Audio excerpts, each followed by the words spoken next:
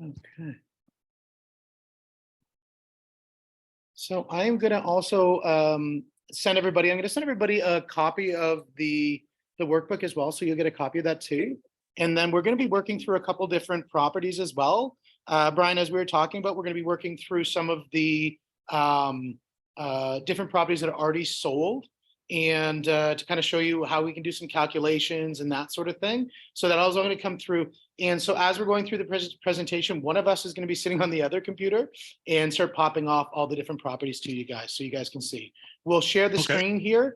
As you have questions, we'll have a second computer here as well so that you guys can ask questions. Just put it in the chat and we'll make sure that we answer them right away so that we can make sure that we get your questions answered as we go through things today as well too. So, but for some reason, this one is stopping me from sharing the presentation here. Oh, here we go. Let me see here. And then, let's see here. Slide, no. Boom. That work? Can everybody see the first slide there, guys? Give me a big thumbs up if that's the case. Yeah, okay, perfect. We're gonna start in about 2 minutes. We're just waiting for Guy to come back. Hello, how are you? Good. Yes. Yes. Let me switch here. There we go. Okay. All right, guys. Well, we're gonna wait for Guy. He should be just a couple more minutes. Getting back, he wanted to bring some coffee. We just had some technical setup things. It's the first time both of us working in this room here, connecting to everything. So it just takes a little bit to get the setup. So hopefully the delay's been okay. We have a couple stragglers who are going to be getting here in about 15 minutes, 20 minutes as well. So as people come in, just make them feel welcome. Don't give them that look of like, you're late, right? Because I think some of us, we told 7 and some of us told 6:30 because we figured there might be a little bit of a networking at the beginning and that sort of thing. So, so that's great. And for everybody who's online, guys, welcome as well. You know, we really appreciate your time as well. We try to make it interactive for both online as well as in person. So we're really excited for you guys to be part of this. Again, feel free to, you know, if you want to turn your mic on, say something. If you want to, you know, pop it in the chat and that sort of thing. As soon as Guy gets back, we're gonna have somebody live on the wire on the chat, making sure we're watching everything. So we get to your questions right away. We want to make it interactive as a boot camp. So it's not something where we're rather even like a mastermind, right? So when you have, you know, we've got a lot of people with a lot of different perspectives in the room with a lot of different skill sets. I can tell you this, my wife will attest to this. I definitely don't know everything. She will let you know for sure I don't know everything. So it's really important to say, hey, you know what, I know about this. Like we just heard about talking back and forth about insurance, you know, and that kind of a thing. That's great. We're going to talk about construction. We're going to talk about finance. We're going to talk about law. We're going to talk about real estate. We're going to talk about a lot of different things. We're going to start off, first of all, talking about some mindset, because I think one of the things that's really important when we look at real estate and at business as a whole, really, is the mindset, making sure we have the right mindset from the very beginning. Because I think sometimes what we can do is when we start pursuing something, we don't realize that there's this bigger thing that we could be pursuing as we follow a smaller goal. In Keller Williams, as you're new to Keller Williams, one of the great things in Keller Williams is this course called Ignite. I don't know if you've taken Ignite yet. Yeah, it's amazing, isn't it? It's one of my favorite ones is the Big Why, which is where you talk about, you know, you've got to really know what's driving you, because if you don't know what's going to drive you, you're going to run into all these walls, these issues. When we talk about real estate, the issues that we run into when it comes to real estate are things like, you know, tenants not paying their bills, you know, or that furnace that just went on the clink, like the day you bought the house, you know, or, you know, for us, we bought a duplex and, you know, we made this beautiful basement apartment and then the wall sprung a leak. Right. And when I say sprung a leak, like literally it was a hose coming out of the wall. It was incredible. I've never seen anything like that. And so you're going to run into all these obstacles and you're like, okay, I know, I'm done. But if you pursue that bigger why, that bigger goal, that's going to allow you to get past some of those issues. And so that's where we're going to kind of start here. Now, the connection that we have here with Grant Cardone is a guy who's down in the States. He's, you know, a lot of people find him offensive.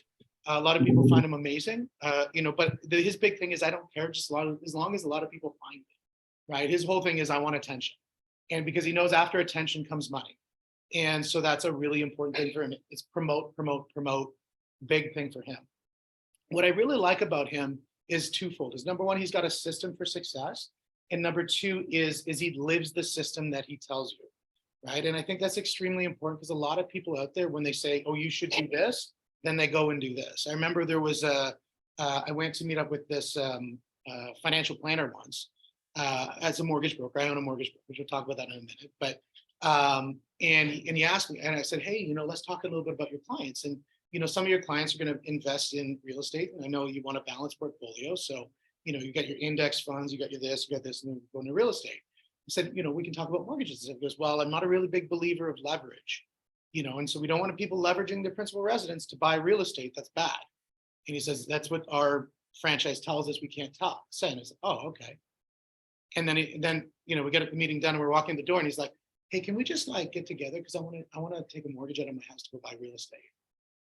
I'm like, okay. And it turns out it's just because the franchise itself says don't do that. That's their ruling, right? And so he has to subscribe to that in the way that to be part of that franchise. But then personally, he doesn't believe that, right? And that's one of the things that this book right here, which is the Sell or Be Sold book. And I think has anybody read this book? No?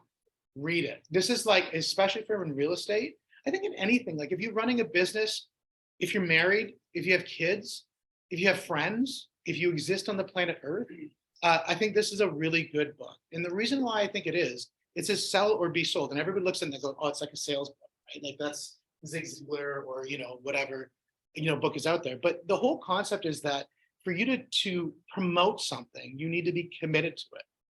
Because otherwise somebody else is going to sell you on what they're committed to. Right. So for example, if he says, if I say, hey, let's go out for sushi. And then he's like, I just want to go out for steak. And we're like, well, I guess we're going to go for steak. Well, he was more committed than I was. I got sold. He was selling. Do you see what happened there? I'll go for both, by the way. You can take me for sushi or steak. I'm good either way. Right. So I'm getting hungry. Just kidding. No, you know what? I went to the what is it called? The Aussie Burger place on at Vaughan Mills. Have you been in that little mall there? When you're heading south into the city, stop. This is a little, thing for that little mall there where the Vaughan Mills Mall is. You guys know what I'm talking about. Just a little bit north of it, there's all these little plazas right there. And they all have unbelievable, there's amazing bubble tea. There's this Toro sushi place that's unreal. It's unstoppable. The packaging is the sexiest packaging I've ever seen for sushi.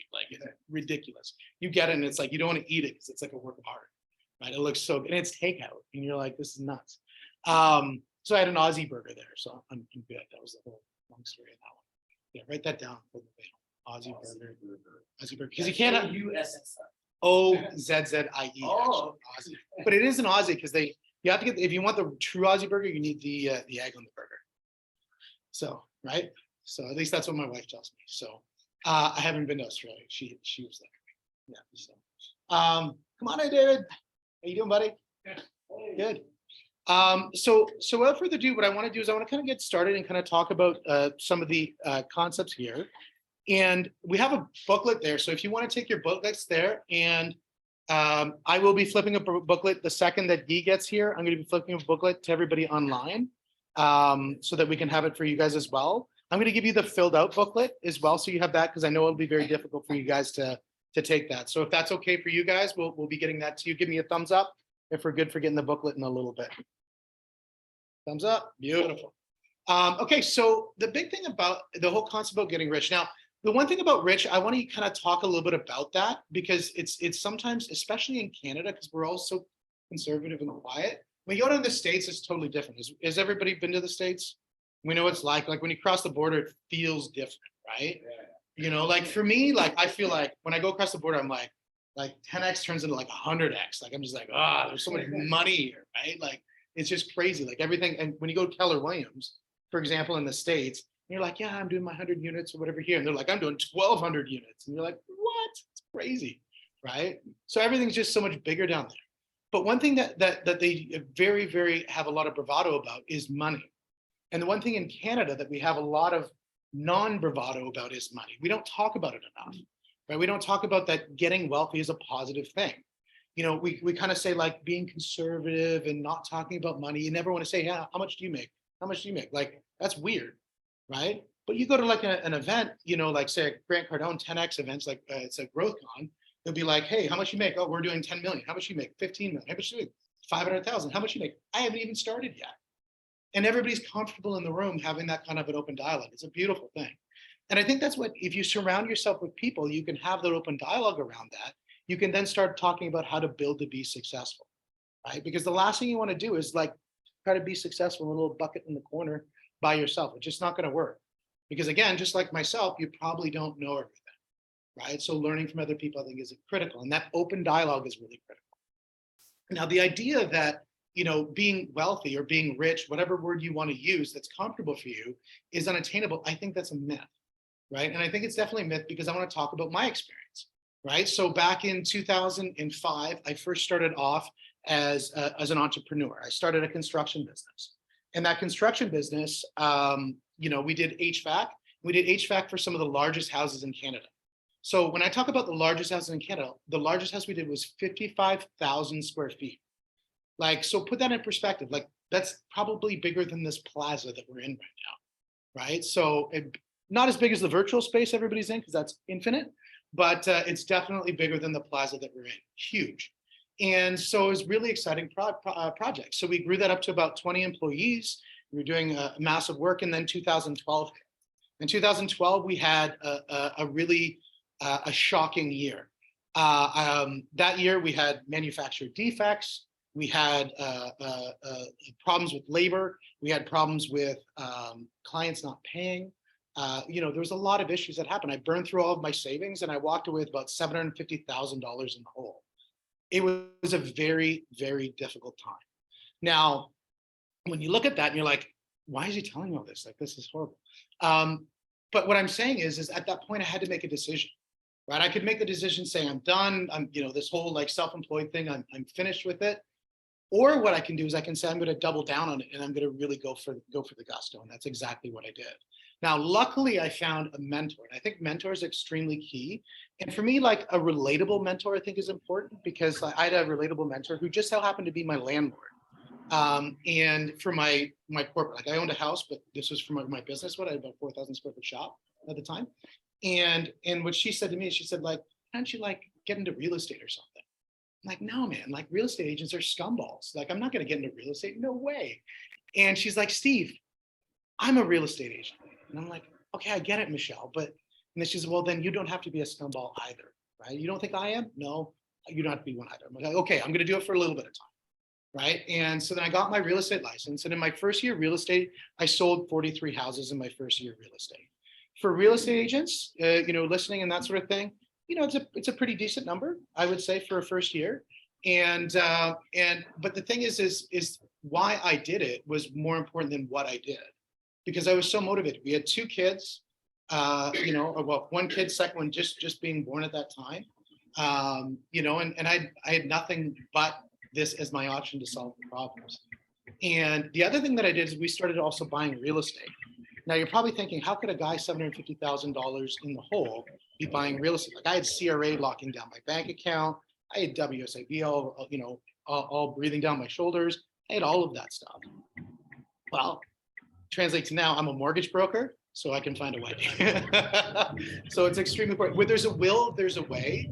And I think that's what's really important is that, when you have that big drive, that big why, and you can build with that as your foundation, everything becomes possible. And the idea that getting rich, is that whole idea that somebody just got it from their parents or somebody got it because they were lucky, they whatever it was, it's not true.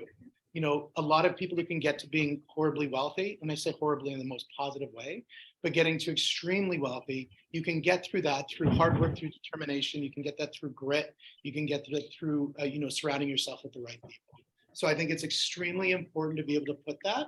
And we've got the coffee. Oh, and so that's where I kind of want to talk about that. Let's see if we can do this. Oh, there we go. And then so this is a concept just saying like, you got to know how to get it, then you got to know how to keep it, then you got to know how to multiply it. And do it in that order. That's how you can get this, on my shirt it says the 10X. this is how we can create that 10x growth. Because first of all, you first have to get the money. This is where we talk about income and how important income is. Like if somebody's working at Tim Hortons, no offense to Tim Hortons, but if somebody's working at Tim Hortons and that's their only line of income, then their problem isn't buying a rental property. Their problem is they got to grow their income, right? They need more income coming in the door. Because if they buy that rental property and they have no fallback plan for income, they're going to be like me in that situation of desperation. You don't want to go there. Right? You want to go into something with a position of strength. That strength can either come through money, come through experience, come through anything like that, come through the friends that you have, your investors that you have, any of those things. But you definitely want to have first get money. The second thing, he's got to be able to keep it, right? So keeping the money becomes extremely important. You know, one of the things that he talks about, I'm going to skip through a couple of things because I know we're going, I want to go quickly so we can get also into some of the real estate as soon as possible, because I know Brian's jonesing to get into the real estate and I'm excited to give it to him. And so, but, you know, the idea of keeping it is, you know, Grant talks about running your business or your house on 40% of your income, right? So that doesn't sound like a get rich quick guy. Like, so when we think of Grant Cardone, everybody thinks of the money gun. Does anybody know who Grant Cardone is?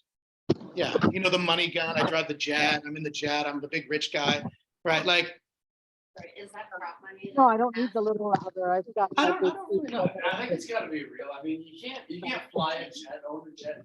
I'm a jet I guy. tried to Nope, buy I don't need it. money. Yeah, like,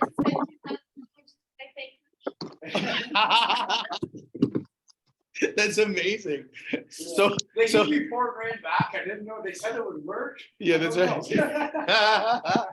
Fake money is expensive money. It's Yeah. true. Yeah. But yeah, so with Grant, you look at it and you see he's not talking about a get rich quick scheme. He's not talking about anything that is shiny object theory. He's more talking about here's what you need to do to be committed to your goals, and here's how you do massive action to get it done. Okay, and then the multiply, it means that once you just black is amazing. And so the multiply factor is the investment. Because if you can live off of 40%, there's a certain portion that has to go to the government, as we all know. And then the other portion that you can invest and put into real estate. And that's what we're going to be talking about today. So, you know, when we look at this, the idea that, you know, hello, how are you? Welcome. When we look at stats, you know, a lot of Canadians, and we can look at all of our friends who,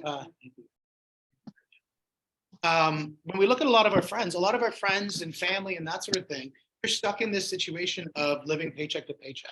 They've been sold a barrel of goods, right? If we look at what the schools teach us, if we look at what the universities teach us, they tell us, go out, get a job, buy a house, pay it off, and live on whatever pension that you can live on. What do you mean there's Right? no one? The challenge with that is, you know, if any big thing happens, like say the government prints trillions of dollars, you know, for example, I don't know if that would ever happen, but let's just pretend it does.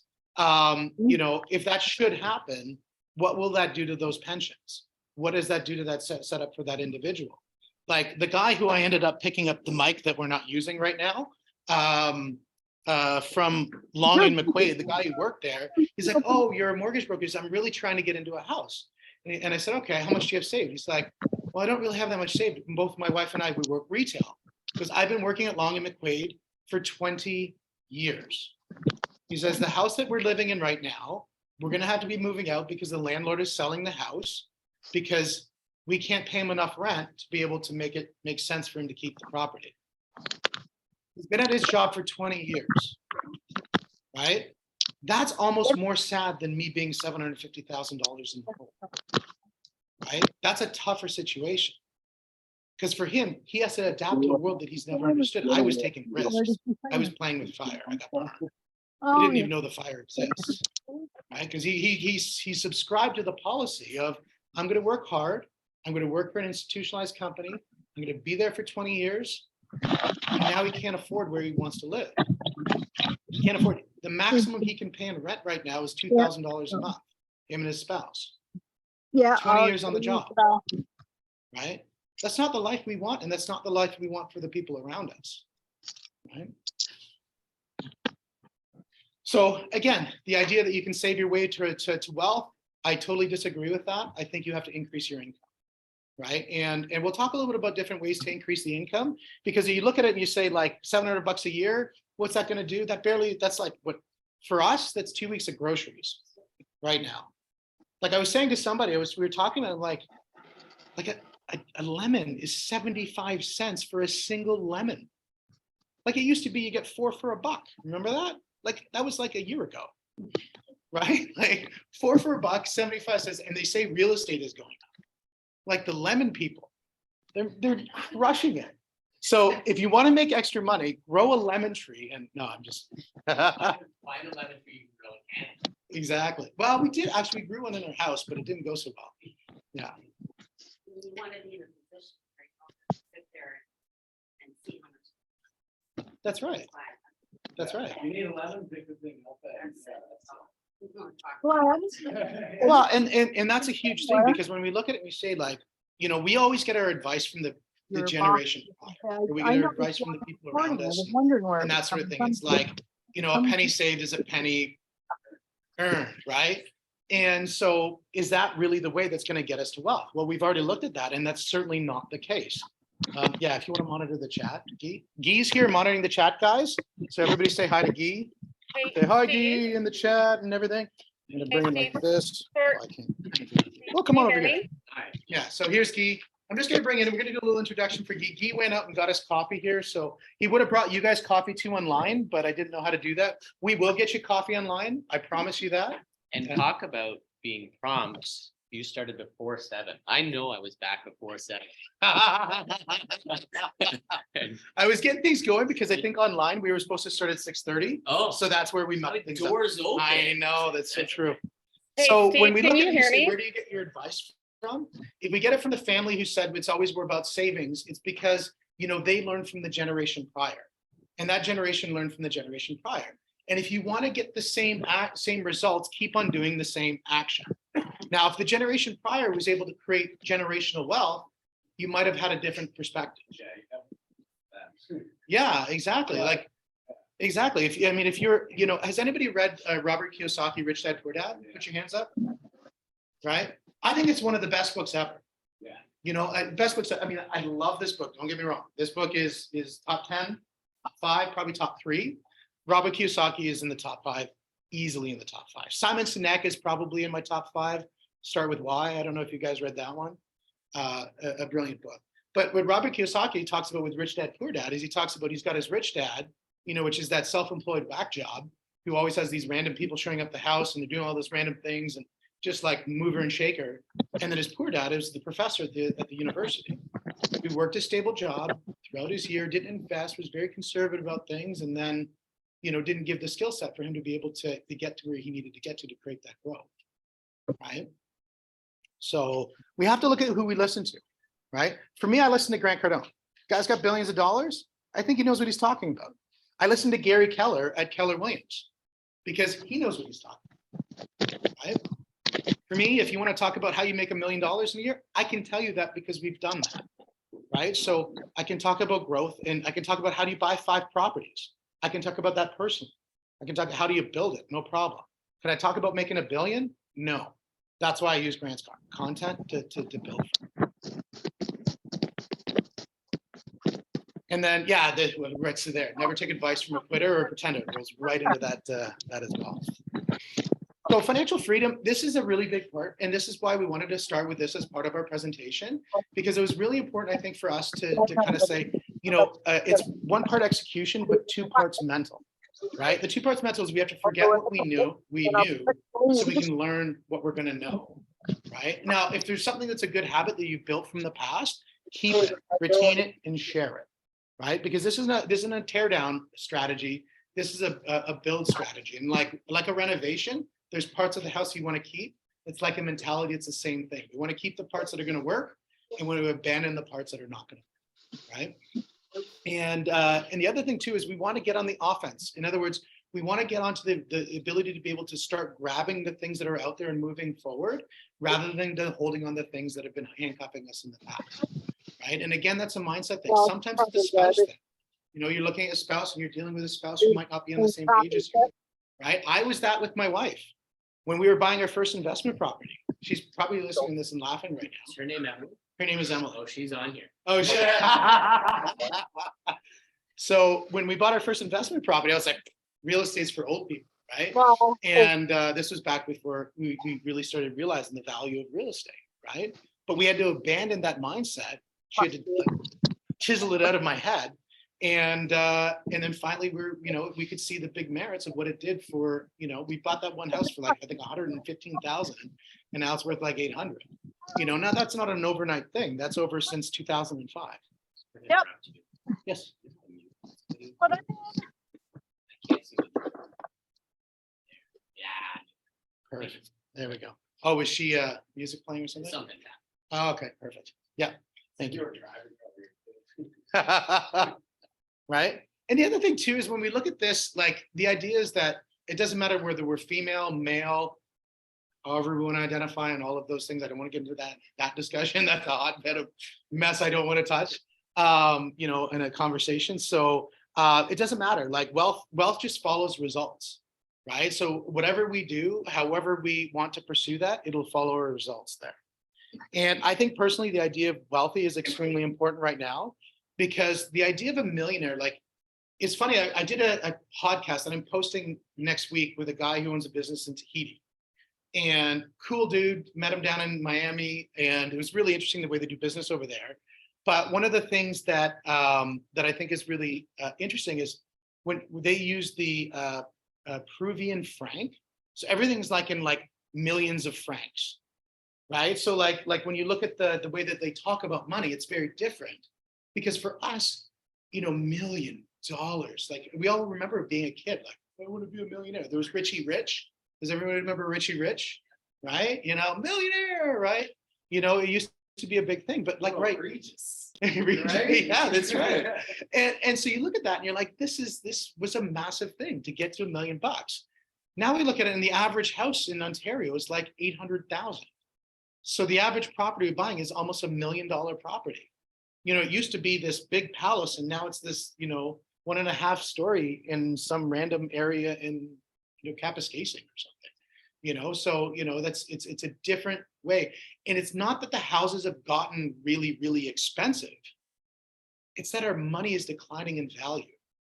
Like that's the thing that we have to think about. Like one of those mindset breaks when we're looking at buying in real estate, houses aren't expensive. Just our money's not worth as much. Right? Because if we have to look at it and we say, if we work in the world of lemons, right, man, like houses didn't do what lemons did. Right? So if we measured in the basis of lemons, actually houses actually went down in value. Do we understand that? Right? Because lemons went up by 4, houses went up by half. There we go. It went down by a half. Houses are going down in value if you pay in lemons. Right?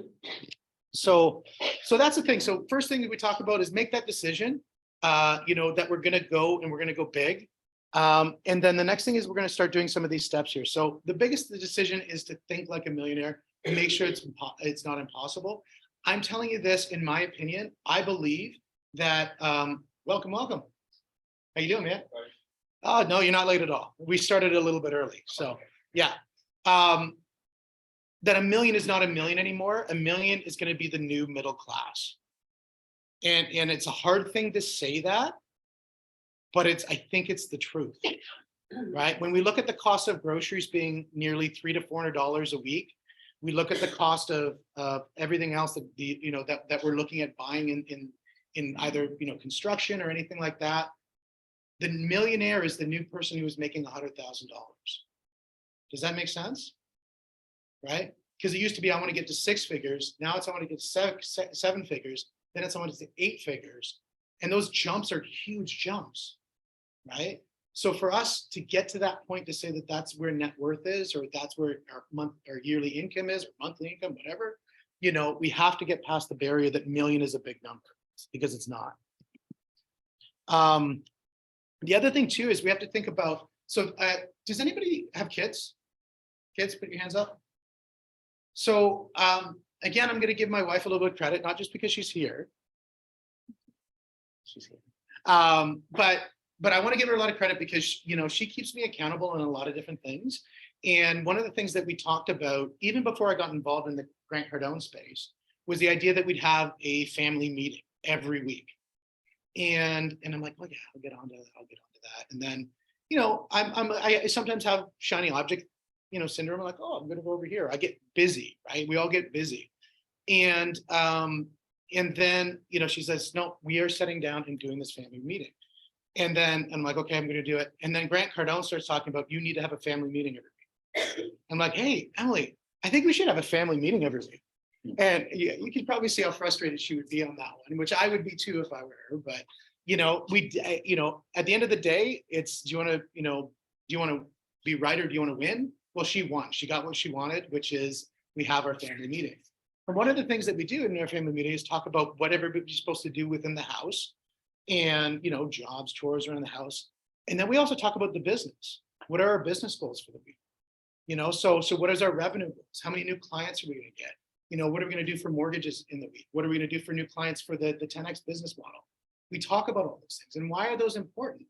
Because then when the kids see that daddy is gone here up in Barrie and I'm gone for they know why.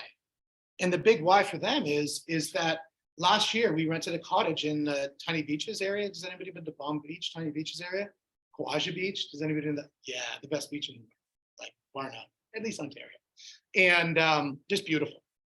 And we rented a cottage there for 2 weeks. And we just brought families, you know, for 2 or 3 days at a time, who had never been to a cottage like that, who had never had time like that. They don't have the money to be able to afford it. And we said to them, I said, like, would you like to do that again? We're like, yeah. And we're like, would you like to go on another cruise and bring some families again on the cruise, you know, and do that again? Yes. Would you like to go rent a place down in Florida and bring grandma and grandpa, bring, you know, all the grandparents, bring the cousins? Yes. They don't have to worry about the money for it because we're going to pay for it. Yes. That's why we're doing this.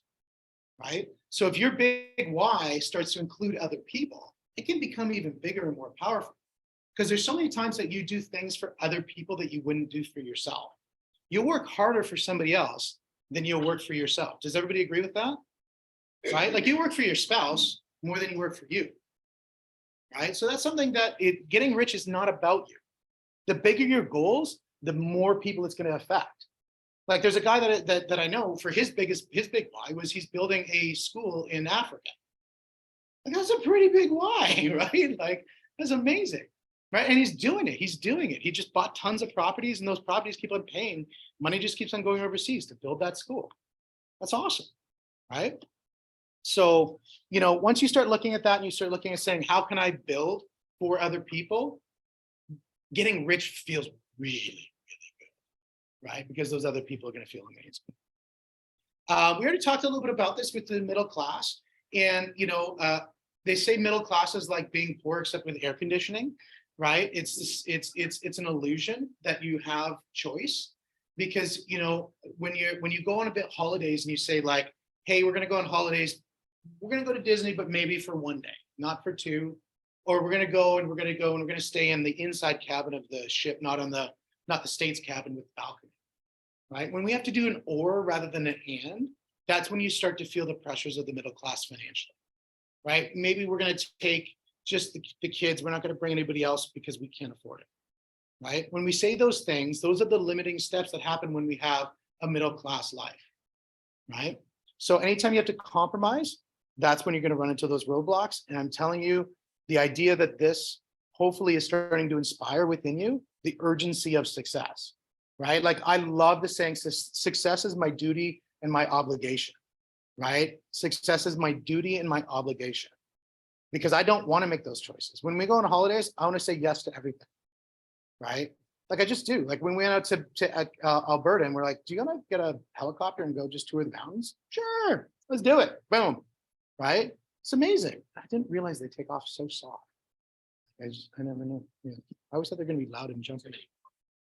Too many, yeah, well, that's right. Too much Vietnam movies. Yeah, exactly. We didn't get to shoot the Gatling.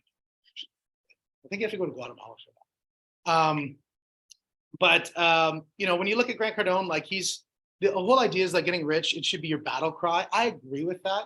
I think the idea that people say, I want to get wealthy and kind of like, right? Like that's not healthy, right? Wealthy is unhealthy, right? Because if your money's good, typically then your relationship's going to be good. Because if you have money problems, We all know that puts a lot of pressure on relationships, right? Right? It also puts pressure on our health. So, right? It totally does. So, that's the thing. I think make it your battle cry.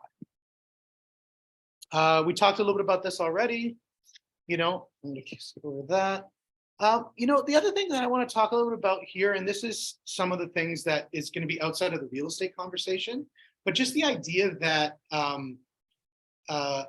you don't have to just work with what you have. You can start building other things, right? So I'll give you a great example. What we're doing today, really not for Guy, but what we're doing for today with this 10X component that we're talking about here is I'm going to show you how this relates to what we're talking about right here. So it's like, for example, if you want $1 million, you just need one person to write you a check for $1 million. Does anybody have somebody who can do that for you? Well, probably not. I mean, maybe you do. Like I have people who will write me a check for $1 million if Why not use? there could be, exactly, right? And so yeah, do I have people who write it? It comes with obligation. It's not just a free check, right?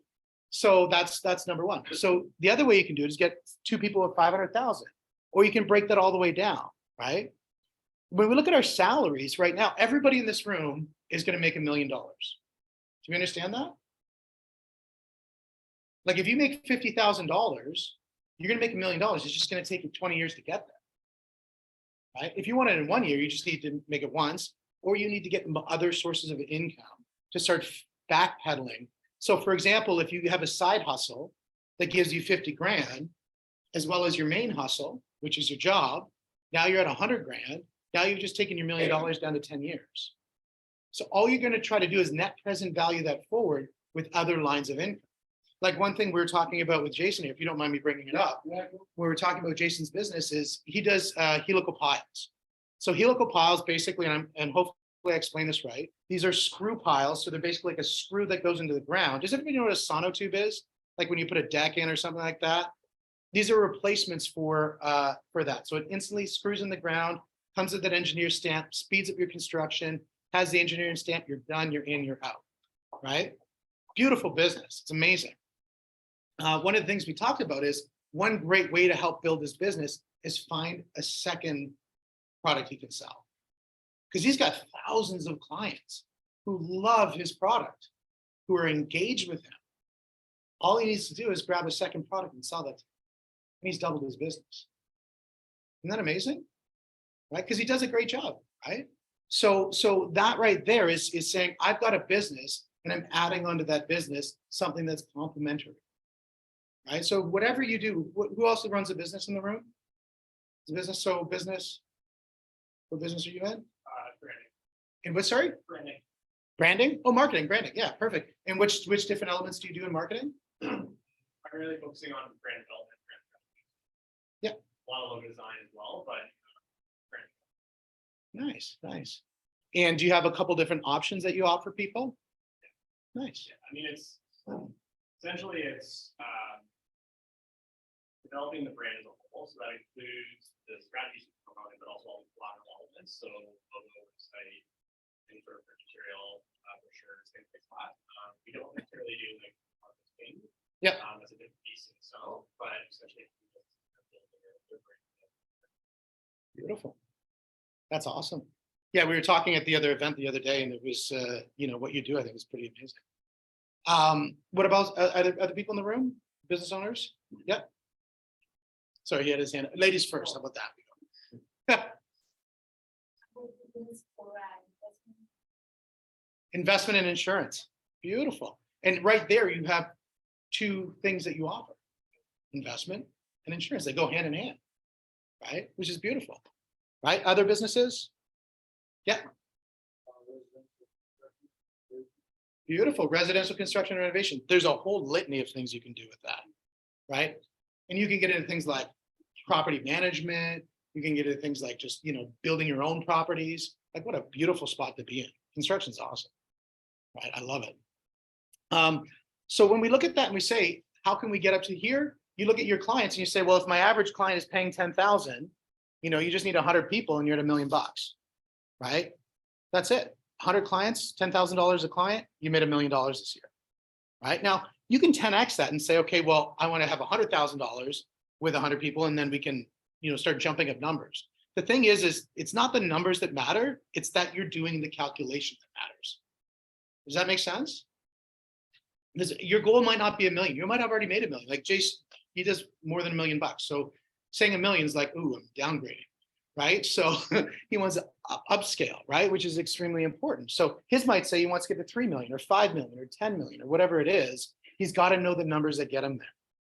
So if you're looking at buying real estate, if you're looking at buying any sort of investment, if you're looking at growing your business, you've got to know the numbers that are going to get you there, right?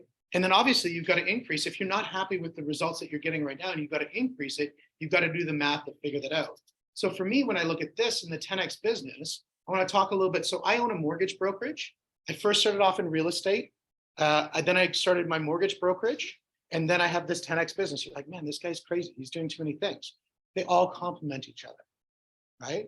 The real estate, I work in my local area. Here with Guy, we work up in this area here, and he's an expert in this area for real estate.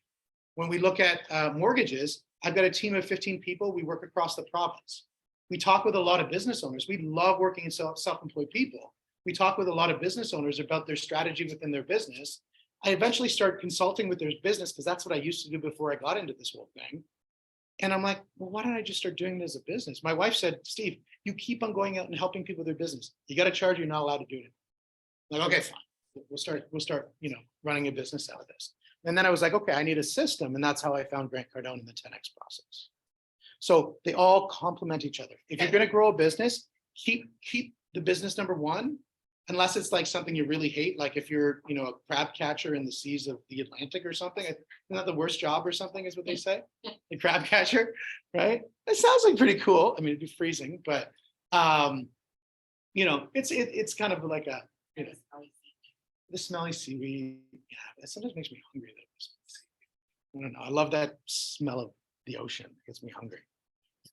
And then, again, it also goes to, if you have too many different businesses that are not related, like I've talked to people that are like, I'm going to do this, and then I'm going to go over here and do this. If they're not related, you can't maintain attention on all of those businesses, and money follows attention. If you're not looking at your business, you're not tracking where your money's coming from. If you're not judicious about managing it, it's going to go away. Like the idea that money can just sit, money gets bored. It's going to find somewhere it's going to go to. It's going to go to inflation. Right? It's going to disappear. If you just stock in the bank, it's going to go to inflation. If it's in your slush account, it's going to go to slush stuff, right? So, or it's going to go to that. I'm just going to dump it on a marketing project and hopefully something works out, right? So, we're going to talk a little bit about, is anybody looking at starting a business who hasn't started a business? Yeah, right there. Perfect. So, and it could be starting a business, or as we were talking about, buying a business, right? Because if you buy a business, you get a little bit of an accelerant at the beginning. And that can give you a lot of value, right? But I was talking with some people as well. Anybody work for somebody, right? Yeah. So if you're employed, when they look at people who are actually really wealthy, a lot of the really wealthy actually work for somebody. They don't own a business, right? The word to me is entrepreneurial.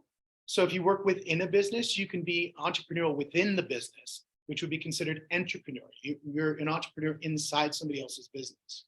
One thing, we were talking about, I think I was talking with you about as well, is, the idea that if you could, as the business owner, incentivize people within your business to take action and give them the opportunity for growth. Isn't that amazing? That's just like the same thing as a entrepreneur finding more clients and growing their business, except they're doing it in the comfort of having a salary plus a variable compensation. Right. So if you're in a business, you're saying, hey, look, I want to do more things. Talk to the business owner and say, like, how can I get tied more deep into the strategy of your growth so that I can, we can grow together even deeper. Right. As a business owner, who would love to hear that from their employees? Right. Like every day, all day. Right. That they want to dial into that. So it doesn't have to be self-employed in order to push that. You just have to be able to have that connection with the employer. I was at a conference actually with a college.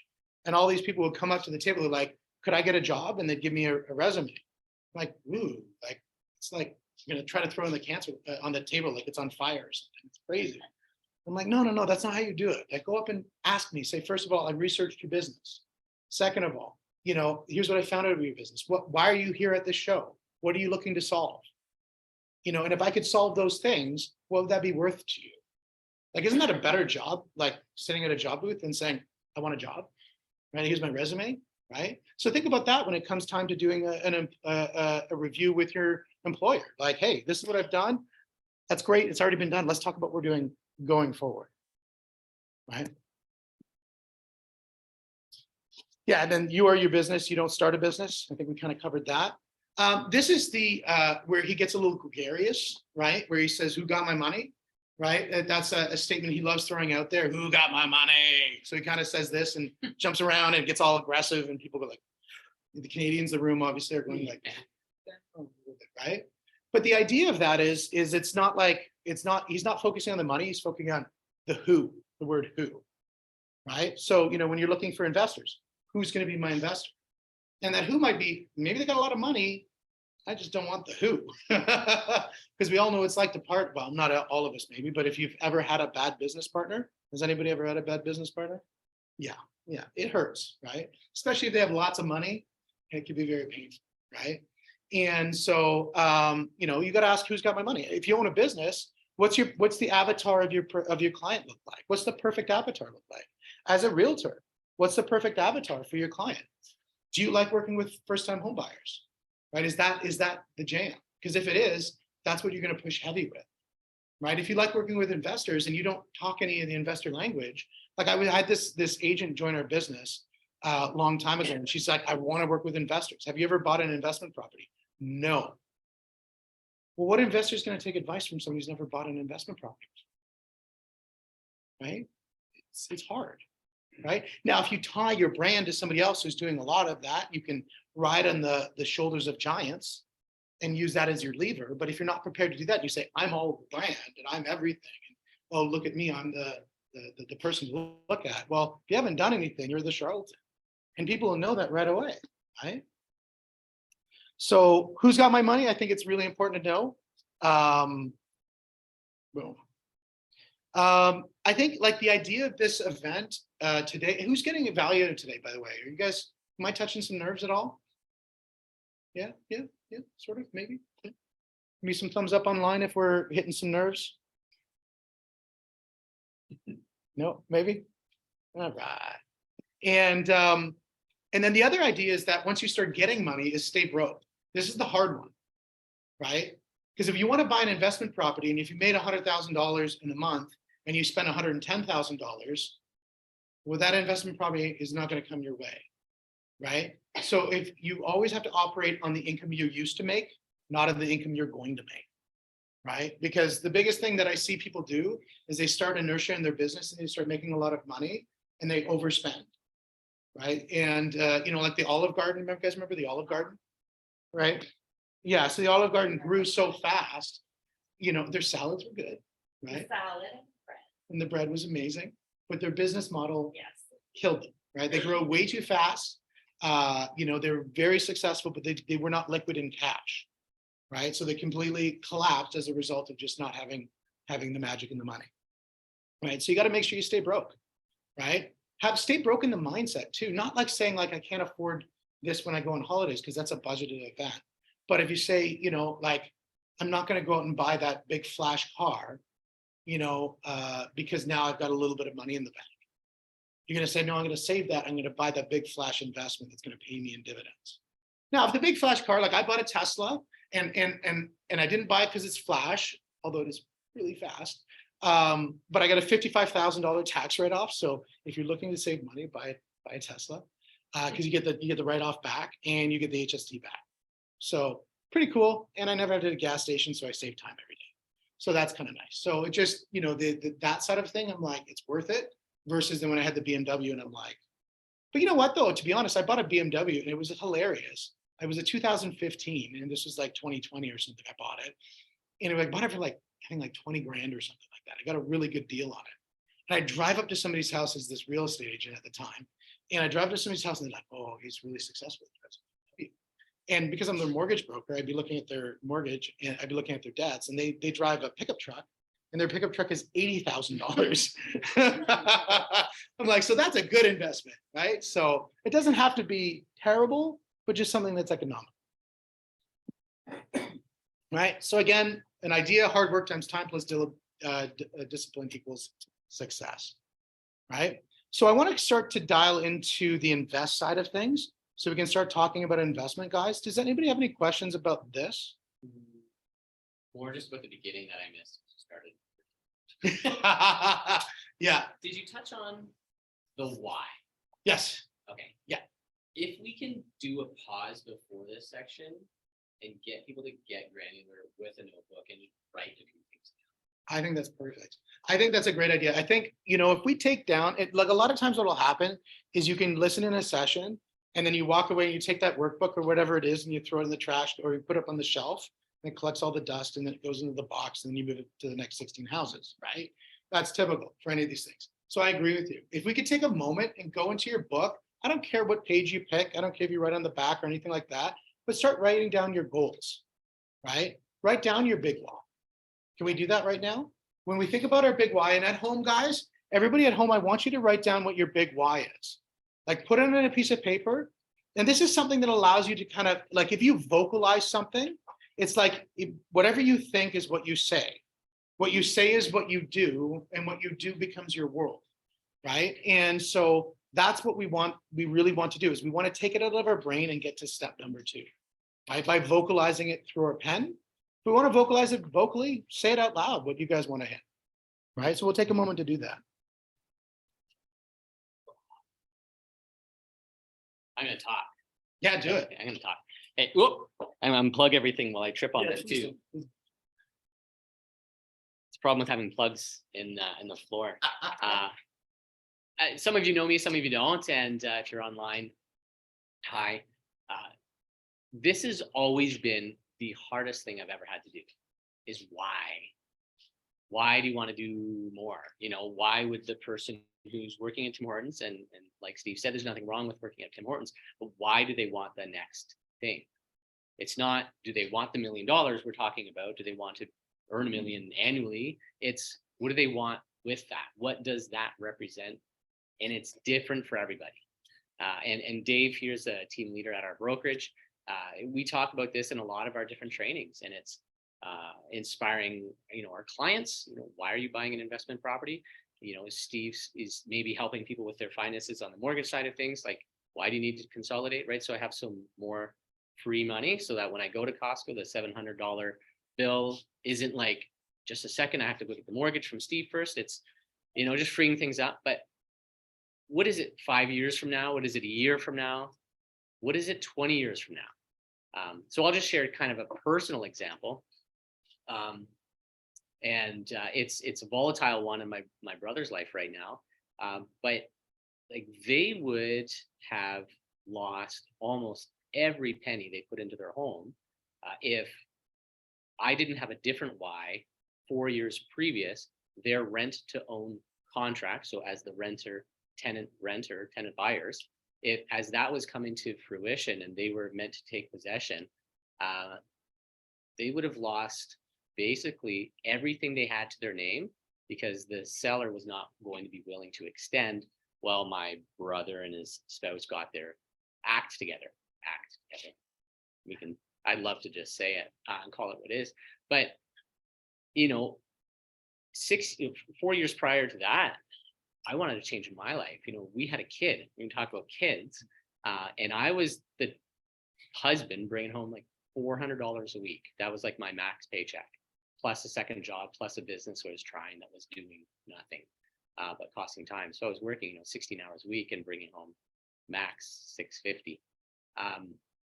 So we had a kid, and my why became, this kid's expensive, and I don't want my wife to shoulder all of this forever.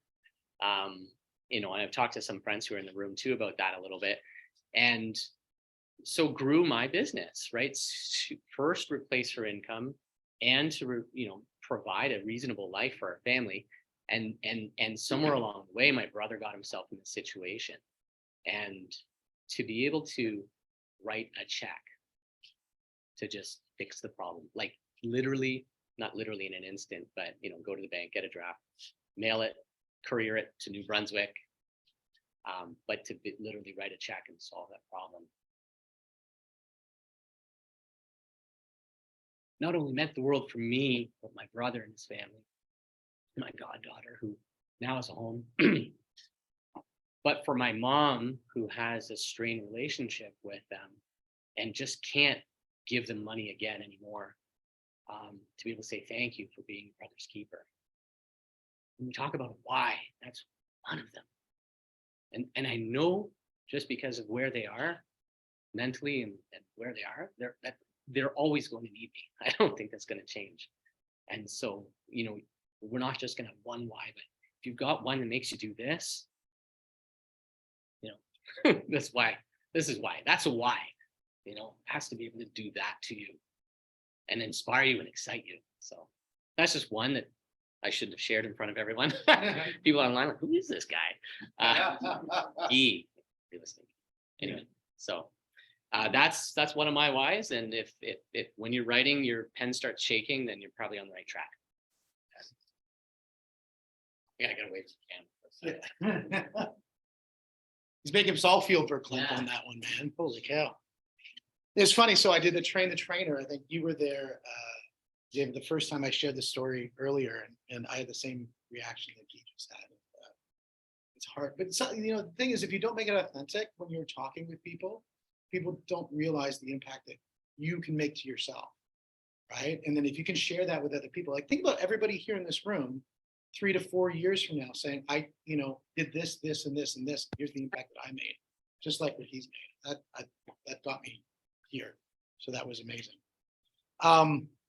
The other thing I want you to do, and this is sort of a Keller/Grant hybrid model, is, has everybody written down their whys? Yeah. And does it include like a personal, professional, financial, all those elements in your whys? Do we have that? Yeah. Yeah, perfect. Now what I want you to do is to take that, put a line below it, and say, now I've hit that why. So in your mind, you've now hit it. What does your why look like next? You've hit that why. What does the next big why look like? Right? This is the really important one now. So I want you to take that. This is where we're going to 10x the mindset of what we can really achieve to create that big, juicy, they call it a BHAG, like big, hairy ass goal. Right? Audacious. We don't have any, you know, you there. You know, there you go. And I can't take it back because it's recorded. So this is really good. Big, hairy, audacious goal. Yes. And because then that's going to be something, if it's life-changing and you set your goal and say, this is the life-changing goal, it's going to feel even better that you're working towards that. And that's the kind of goal that you can share with people, right? Like, this is what I want to do. Like for us, like we want to help 1 million people. We want to change 1 million people's lives through real estate and through their business. 1 million people. That's what we want to do. Now, some people like Grant would say, I'm going for 1 billion. So he'd say my goal is pretty small. But I think, you know, for us, I think that's a great goal. At least that's a good starting point. Because I think a lot of times what we do when we go to hit a goal, it starts to move a little bit, right? And we're like, because now it's now achievable. Like the whole idea is that you never actually hit your goals. Does that make sense? Because you're always moving it forward. You're always propelling forward. You'd never change want my to goals, like, is when I'm getting close, I'm like, all right, we gotta change it. You know, go to the next one. upgrade. Oh. Yeah, for sure. Like, I'm still happy when I hit the original goal, but I got the sight on the next one. For Exactly. sure. Oh yeah. Exactly. Save the celebrations for later, right? Now, I want to jump into, because I'm going to switch from this one. We're going to switch to the investor side. So can we get that one all loaded up here and go through it? So Guy's got some sheets on the table, and I want to kind of give a proviso about those sheets. They're not for sale. So we've got some properties that we're looking at, and Guy's going to share them. You can share them online as well. They're not for sale. There are properties that are already sold. And the reason why we wanted to look at properties that are already sold is because then it's not like we're trying to sell you real estate. It's more like helping you dissect a deal that's already happened because it already has a statement of value. Okay, I'll let you take over. Yep. All right, just give me a second here. I gotta switch screens. See if this is still logged in. I might have goofed up your computer, Yeah, thanks for that. man. All right.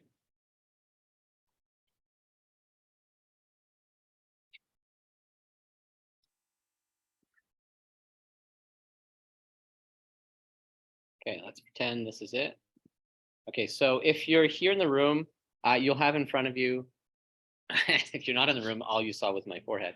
Large target. Okay, so there's Matt, what's the top property that's there? Eccles. Okay, so 87 Eccles, which is what I have on the screen right now. So Eccles is a property that is a 6-unit home. It's an older home that has had a decent amount of upgrades and additions. And so if you're online, what you're seeing is a property analyzer. Okay, so this sheet here, and if I do that, let's see if I can expand it. No. Okay, hopefully you can see that okay. So one of the things that we look at with a property is, yeah, let's see if I can. Okay. Go up to that 100%. So it says, won't go back. Oh, then this game. See where it says 100%? Up right below where it says file, edit, view. I use a lot of other things on the screen here. Yeah, just as part of the Google sheet. File, edit, view, there's a 100% right there. Go down. Cross. Oh, okay, yeah. Got it. Put that to, Is that better online? is that better for you guys? Beautiful. Perfect. Thank you. Okay. All right, cool. Okay, so when we look at a property, again, got all that big why behind us. Steve's talked about the business income, and we're basically, this is one of the ways we can invest, right? The whole goal, the last slide that you had up on the screen was to earn money, and then we have money. The goal is to have money to invest, right? And eventually that money is working for you, and we're hopefully creating passive income, and passive income or financial freedom for a lot of people, and for us in our family, what we talk about is being able to do the things that bring us joy and fulfillment with the people we want to do those things with whenever we want, right? And so you have to figure out what that is. That's the why. And then what's the income required? Okay. So this is an analyzer that I've used. There's many out there. Steve has some as well. This is one that I've used for a little while. What you do is you put either the listing price or the sale price. The one in front of you actually sold for 1,425. It had 6 units in it. And so I'll just kind of go through how I analyze this. So if I click on this cell, which you can't really see up here, for each unit, we have a rent roll. Okay, so this unit rents for this. We've got 1,600, a vacant unit, which was a 3-bedroom. Okay, that would likely be 2,000 a month. But again, that's a projected, estimated. So it's always nice to have actual numbers. But when you buy an investment property, it's also nice for a unit or 2 or all of them to be vacant, because then it's not rent that was 10 years ago and it's gone up by the CPI. It's current market value rent, which is generally consumer price index. And so the government sets exactly how much you're permitted to raise your rent every year. Rent control, depending on whether it's a brand new unit or not. I'm not going to get into all the nuances. Yeah. So in this one here, 6 units, I basically take those each plus each other multiplied by 12. So this is our annual rent here. Okay, so we're talking about the price, the potential income. You know, you could put in a vacancy allowance. We have relatively low vacancies here, but let's say we put in 2%, and then you see what pops up is, okay, I might have $1,900 that's not coming in that particular year. If you have laundry, you can put it in. I always just count it as a bonus because you also have laundry machines that require maintenance. And so, you know, or whatever, you know, maybe they decide to go to the laundromat because it's cheaper and they can do 10 loads at once, opposed to have to wait for the person upstairs to get the crap out of the dryer. So then we look at expenses. Okay, so what are the expenses? Okay, well, government wants their piece. So we got property taxes, insurance, and some of these say estimated. I didn't change all of them. I copied this from a different property, so I didn't change. It's not actually 2020 taxes. This one just sold, and so these are current taxes.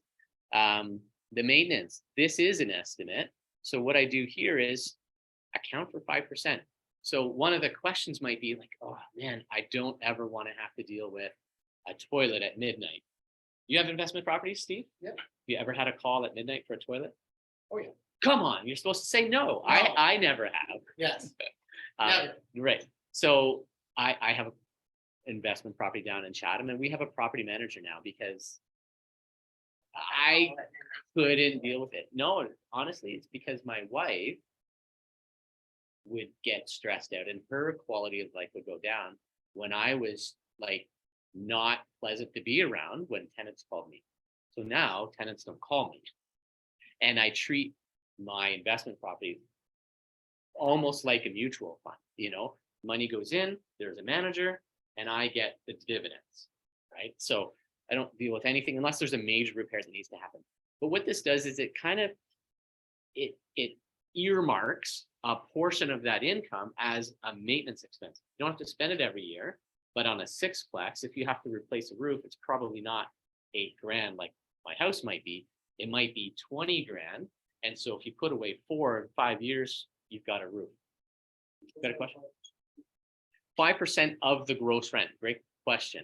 So what this does is it says, okay, what's the gross rent? Gross rent annually is basically 100 grand, just shy of 100 grand. 5% of that is basically $5,000. So take your gross rent, an estimated, reasonably, reasonable amount to put aside would be 5%. Yeah, I'll jump in on that a little bit. One of the things that we do for our properties as well, or for our clients from a mortgage perspective, is does anybody own a condo? Has anybody bought a condo before? Right? No condos, right? So condos, you pay condo fees, right? So a condo fee is a group of people putting money every month away so that if the roof goes, you have a group of people paying for it. Think of this like your monthly condo fee. So it's a group of people, you and you, putting money away to pay for if the roof goes. So just like a condo, what a condo does is they say every 3 to 5 years, they'll have an engineer come in and do what's called a reserve fund study. So the engineer will come and do an engineer's report saying, what does the roof look like? What does the boiler look like? What do the windows look like? That sort of thing.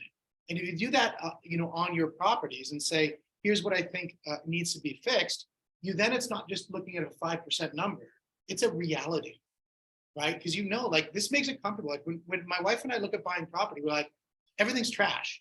We just assume we're fixing everything. It makes it really easy when something goes wrong, it's already been budgeted, right? Does that make sense?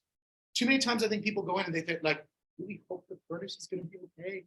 So you're just Right. put in worst case. Well, you put in the right case scenario. Yeah. Right? Because if you always go worst case, you'll never buy real estate. Right? Yeah. It's just a fact. You've got to be in a situation that you're able to say there is going to be some risk, but what's the risk that's acceptable for you?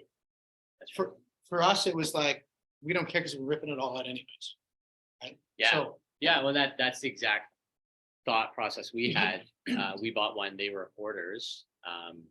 It never would have hit them. They never would have been able to move and buy something without selling, and they never would have been able to sell because they never would have been able to get it ready to sell. And you used to do home staging, and my stage is in the house here as well. So we kind of solved their problem for them, which meant we got it at a bit of a discount. And we had some walkthroughs. My dad, Andy, had basically done the inspector course, but he's not an inspector. So he went in, poked his head in the attic, and it's like the furnace is really old. And I'm like, okay. And if we find something, we knew we had a $10,000 budget. If there was something that we just really couldn't see after taking possession and it cost us 10 grand, we're like, okay, I can stomach that. And that was kind of what we thought. Now, what this is let's say we bought it, we spent the money, we renovated, we gutted, we did whatever we did. And now everything's basically brand new. Okay, so now this is my future planning. It's my emergency fund. It's the tenants flooded the basement and maybe insurance didn't cover it and I have to replace a furnace that just got ruined or something like that. Or it's, okay, in 10 years, I know I'll have to do a roof. Well, what if it's 8? This is basically budgeting, like you said, that condo fee for the future stuff. So where the 10K after closing is your initial cost expense or outlay, which this particular form actually addresses as well. So thank you for the question. So that's the 5% maintenance. It doesn't have to come out, but a prudent investor is going to earmark that they're not going to spend that every month. They're gonna set it aside in a fund either for this, or a pool of properties. And then like myself, that particular property is 5% maintenance fee, management. So you have someone else who is screening for tenants, finding the tenants, taking those tenant phone calls. They're collecting rent from the tenants. They're providing you an invoice, and they're, obviously pulling their fee out. They're providing receipts for the tenants. They're dealing with everything regarding the tenants. Tenants have an issue with another tenant. They have an issue. Hey, I'm going to be late for rent. Like, they're not calling you. That's what the property management fee is for. Okay. Now 5% is probably the baseline. You won't find it less than 5%. Generally speaking, you're going to see between 5 and 10. If you're doing a student rental, it's going to be 10 for sure, maybe more. But 7, 8% is pretty reasonable. The higher number of units, it's kind of like one location for 6 units, so it's a little bit less management for them. Where you have a lot of turnover, perhaps is where they might end up with higher management fees. This particular property that we're analyzing there at 87 Eccles, there's some heat included, hydro included, common units, and they have the laundry as well. So that's included there as an expense, and water comes in. The only thing that's not in there that could be, and this is where you really want to look at, what are the numbers the sellers and their agents are providing? Because sometimes, most times, they present the numbers in a way that makes the investment look really profitable. So they assume that everyone's going to work as hard as Steve, and they'll take the management fee out, right? And they're not going to include any expenses like maintenance, because who knows what it might be, but they want the numbers and the cash flow to look as high as possible. So they're also not going to put things like snow removal. Well, in a sixplex, you're not going to expect the tenants to shovel the parking lot, right? So you might be 2,500 on something like that. So as an investor, when you're acquiring something, maybe it's your first investment, you're like, yeah, I don't mind being a landlord. I don't mind being the property manager. I don't mind taking these calls. I'm going to learn about the process. I'm going to do all of this. I'm going to take this fee out. However, one day you may want to sell this, and a professional investor who's acquiring another property for their portfolio is not managing it themselves, and they're going to look at the numbers this way, and so should you when you acquire it. Okay, so think of it when you're buying from the eyes of the future purchaser as well, and the bank. The bank, especially on a sixplex, they're going to look at these numbers, and then they'll probably add some other things, I'm sure. Okay, so if we go there, okay, well, what's the other major expense? And of course, I'll get Steve maybe to speak to this a little bit, but we've got mortgage details. Okay, now it's a sixplex. You could get away with less than 35%. However, let's use 35%. That's a down payment. This tells you how much that is on the purchase price. If we amortize that over 25 years at 5.8% monthly payments, this is the mortgage payment. Okay, and the mortgage, the income basically coming in every month is more than that. Okay, I'm going to skip over the cash to close. Those are your closing fees, lawyer costs, land transfer tax, those kinds of things. Oh, watch this. I'm not going to skip over it because I think this is, if you're buying an investment property in Toronto, I'm just going to put yes, meaning yes, this property is in Toronto. Watch what it does to this 24 right here. So Toronto is the only municipality in Canada or Ontario, I'm not sure, we have Ontario land transfer tax, and they have a Toronto one as well. It's both. So that's a nice thing about Barrie. And title insurance really is dependent upon the value of the property. So it's probably, I'm not even going to guess because I'm not a lawyer and I don't do it. But it's not $20 and it's not $500. It's probably closer to $1,500 or something like that on that property. Okay, so based on that down payment, this purchase price, this has a cap rate. What's a cap rate? Okay, so it gives you the formula there. Net operating income, the NOI, divided by the total price equals your your cap rate. Okay. So 4.76%. So you can play around with some of the numbers and say, well, I need a higher cap rate. Okay, well, how do we do that? We increase the net operating income or we reduce the purchase price. Those are basically the things we can do. Okay. Are those terms making sense? Net operating. So total income minus expenses, net operating income.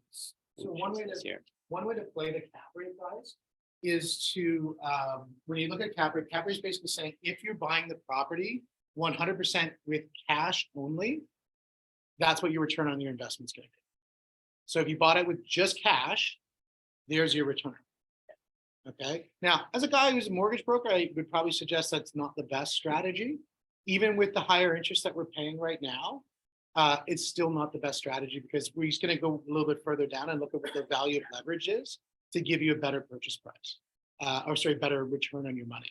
Does that make sense? But I always think that when you're looking at investment, you need to compare it to what if I get a Fidelity mutual fund? What if I go invest in Bitcoin? What if I go invest in Someone else's business.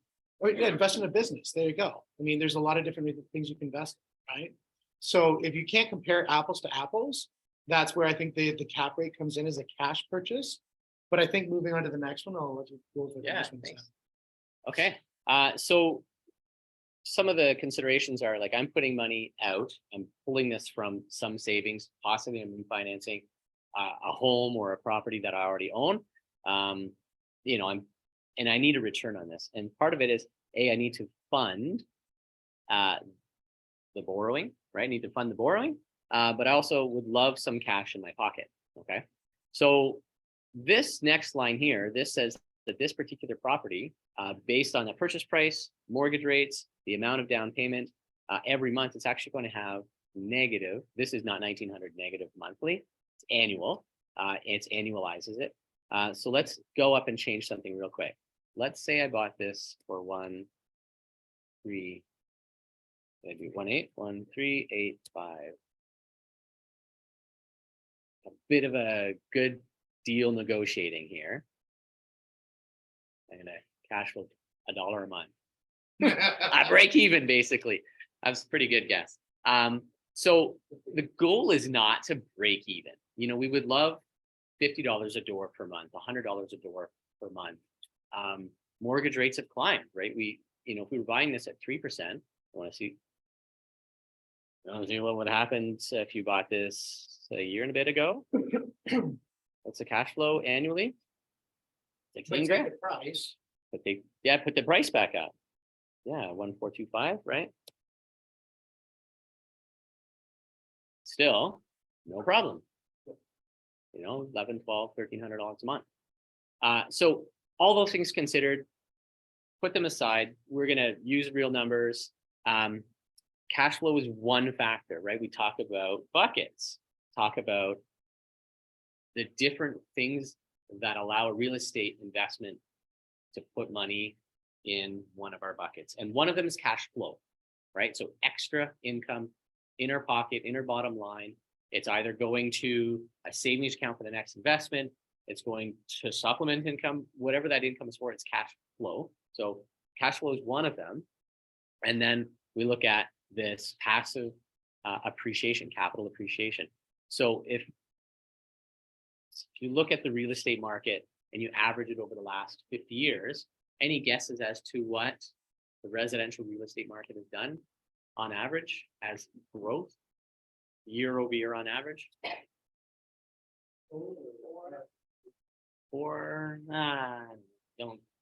I'm not smart enough. Yeah, if you normalize the inflation. Yeah. Oh. That's what- Yeah. 4. Yeah. So basically it's 5%, right? Residential homes in Barrie last 50 years have averaged 50%. We've had some years where it's 5%. Yeah. Why don't, We've got it on recording, so we gotta get it's that. on recording. Yeah. 5% on average. Yeah. Thank you. I'm flexible, but It's my foot always goes in my mouth anyway. So when we look at growth of 5%, I don't like to put 5% as I'm going to bank on this number, on this growth. I'm going to bank on this capital appreciation, and in 2 years, 3 years, 5 years, 10 years, I am hoping and expecting. I always like to be conservative. So if I put 3%, would you say it's a bit of a safer projection, right? If we said, yeah, real estate's probably going to go up on average. If I banked on 3%, probably be safe, at least to the pace of inflation, at least. So, okay, so when we look at in the first year, based on the purchase price, the current investment, the passive, this property is going to appreciate and grow in value by 3%. So this other bucket is your passive appreciation. So this property will earn, it's kind of an arbitrary number until you actually sell it or refinance it. So until you sell it and get that money out, or refinance it and get it out, it's just there. It's nothing but equity and your net worth, right? Really just goes to your net worth until you realize it by pulling it out one way or the other. But that's $42,000. Okay. The other one, when we look at this total return first year, so this is I got to go back. Okay, principal payments. So you've also paid down the mortgage, principal pay down. Okay, so that's this one over here. That's the tenants are paying the mortgage. There's principal and there's interest. Interest goes directly to the bank. Profit. It's great. Thank you, because I wouldn't have bought this without you. And the other one goes to principal. Okay, so the principal is, that borrowing line right up here. We borrowed $926,000, and in the first year, tenants are paying down 25% of that, or $25,000 of that. So that's another bucket, is that principal pay down, right? And then in the first year, we look at, okay, so principal pay down, this is K, right? That's your principal payments. Okay, M is your cash flow. This is again at the 3% interest at the original purchase price. So that would have to be changed with current interest rates. But we would add that, whatever that happens to be. And then N, that is our passive appreciation. That's the addition to the net worth or the value of the property. We add that, and then O, this is a forecasted appreciation. I'm not going to forecast anything. Let's just say it changes. Unless, let's say, Steve decided he was going to work hard and put a new kitchen in one of the units. Okay, we can call that forced appreciation, right? So we improve a unit, we take a single family home, turn it into 2 units. Now it's worth an extra 150. Okay, well, we can force it, right? And that could factor in there. Okay, so that we've got a couple contractors in the room as well. Like that's the kind of thing. I'll back up, use my example. I bought that Porter's house for $310. We did 1,100 square feet of flooring, trim, paint. We did an IKEA kitchen, and we did a full bathroom gut and some repair work, and we kind of unfinished a lot of the basement and moved part of the original kitchen into the laundry room to make a nice laundry room, which the tenants subletted. And thankfully they're not in there anymore. But we talked about horror stories. That should be a fun segment. Yeah. So that one, 310, we put about 15 to 20 tops into it. So 330 plus land transfer tax, 335 were in there for this property. And the average value of a home, a detached home in that community, the month after we purchased it was $460. And this was in an okay area, a detached bungalow with a little, old 60s, 70s kind of home with a detached garage, right? So it would have been roughly $425, $450. So when you talk about forced appreciation, that's what I mean. Okay, so that line could have something in it. In this case, we're just buying it turnkey. Okay. The other forced appreciation on that, or some of like newer, does anybody who has rental properties, by the way? Who's got rental properties? 1, 2, yeah, rental properties. Who's got like single family rentals? Who's got duplexes, triplexes, sixplexes, 12plexes? Okay. So one of the things that we look at when you look at forced appreciation is, everybody heard the BRRRR strategy? right? I just want to hit that one. Yeah. So the Burr strategy, I think, is a really important strategy to consider. If you're just getting into real estate, especially being a contractor, it's one of the best ways, I think, to be able to create wealth through the equity component or the forced appreciation. It's where you buy the property, you renovate the property, and we're gonna put that in an asterisk in a moment, but you renovate the property, you rent out the property, then you refinance the property. And the last thing is, obviously, once you refinance, the big one is don't go out and spend it, repeat, right? Go out and buy another property. That's what we did. Remember how we talked about how we're really far behind at the very beginning, 750,000 in the hole. That was something that really helped us get out of it really quickly, is we would buy a property. We would, our financing wasn't cheap. Like, that's the thing. A lot of times people look at interest and they focus on interest. And I find it hilarious that people do this. And like, so for example, if one of the properties we bought, we're just going to say was, I think, about $400,000, right? And it was a bungalow we bought, and we had to get really expensive money. So the money, our interest at that time was 10% interest, and we were paying on that money. We're like, oh my God, that's 10%. We're like, okay, well, why don't we just take the 10% and add it to the property? So we bought it for 400, and now it's 440,000. Would we have still bought that property for 440,000? Every day, all day, I would have bought that property for 440,000. So do I care about the 10% interest? No, I don't, because I know that I'm going to put 150 into it, and I know it's going to be worth 900 when we're done. Because we're also not only renovating the property, we're going to what's called a highest use approach, which was we're taking the property and we're duplexing it. By adding that extra unit, converting what's a basement space that really has no material value, we're now converting that to an economic value. So it has an annuity, has an income stream coming off of it, which thereby increases the value of the property. So we were able to take that. And so what? We bought it at 10%. I don't care. Some people go out and they get joint venture partners. They're splitting 50% of their profits. It's costing them hundreds of thousands of dollars. But they're like, but I got a 4% interest rate, right? Or even worse, they're the JV on it. Does anybody know JVs? I want to hit this nail real quick. Has anybody been stung by JVs in the room yet? Yeah, JVs are dangerous. Just be very careful when you go into JVs. They can be a very good thing if you have the right partnership, but it can be disastrous if you don't, right? What's that? So a joint venture, a lot of the times, joint venture people talk about, and online, do you guys know, do you want to look at the chat real quick? Yeah. Just, so joint ventures, I want to hit this really because it's dangerous. I've seen time and time again in the mortgage community where people come to us and say, help, I've got a JV problem. So joint ventures where somebody is the person who's the money side of the equation and somebody is the sweat equity side of the equation, the worker. So we see this a lot with contractors where contractors like, I know how to fix stuff, but I don't have any money.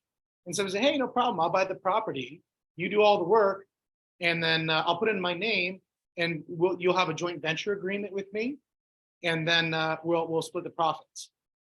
Then it comes time to start getting bills paid, or it's time to start splitting profits, and the person whose name's on title says, bye-bye now, bye-bye. We'll see you in court. Oh, you have no money to go to court. Oh, well, that sucks to be you, right? So you have to be very cautious. In court, my opinion is it's the golden rule. He who has the gold rules in court, right? So if you can last the longest, usually it comes down to what you're going to settle for, right? So just be very cautious if somebody says about joint ventures. I just wanted to kind of throw that out there as for people who are new into the investment community and that sort of thing. Not all joint ventures are bad. I have some very good friends, Sandy out of Hamilton. He's another realtor that I know out of Hamilton, does a great job with joint ventures. He owned, I think, 330 units is what he has. So he's done fairly well with his JVs. He just said he just did too many JVs, right? You can't be best buds with too many people. So he's scaling back on his JVs. He's going down 120 units, I think is what he said. So he's doing a little bit of a liquidation of some of the JVs because too many chiefs, not enough. I'm not going to finish that sentence. I guess not. Too many cooks in the kitchen. Too many cooks in the kitchen. With that, I'm going to step off.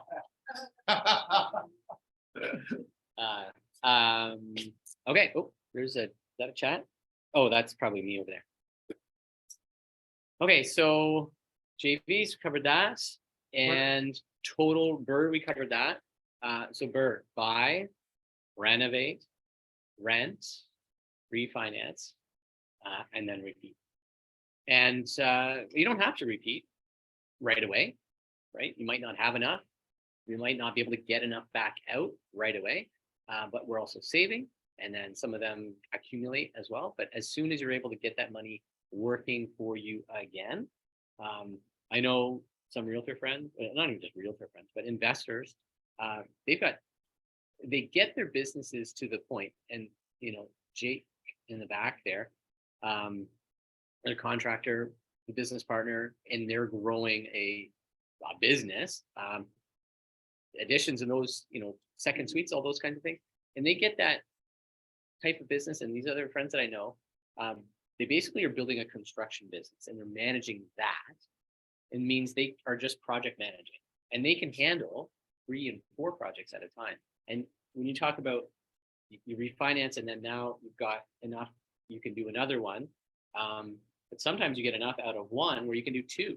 Right. And so they get to the point where they're starting to manage multiple projects and they've got crews in each one. And this one's waiting for an engineer, this one's waiting for an architect, drawings, and this one's waiting for materials. Probably been the story of our life last couple of years. But anyway, so back to the spreadsheets. You have that one again, 87 Eccles.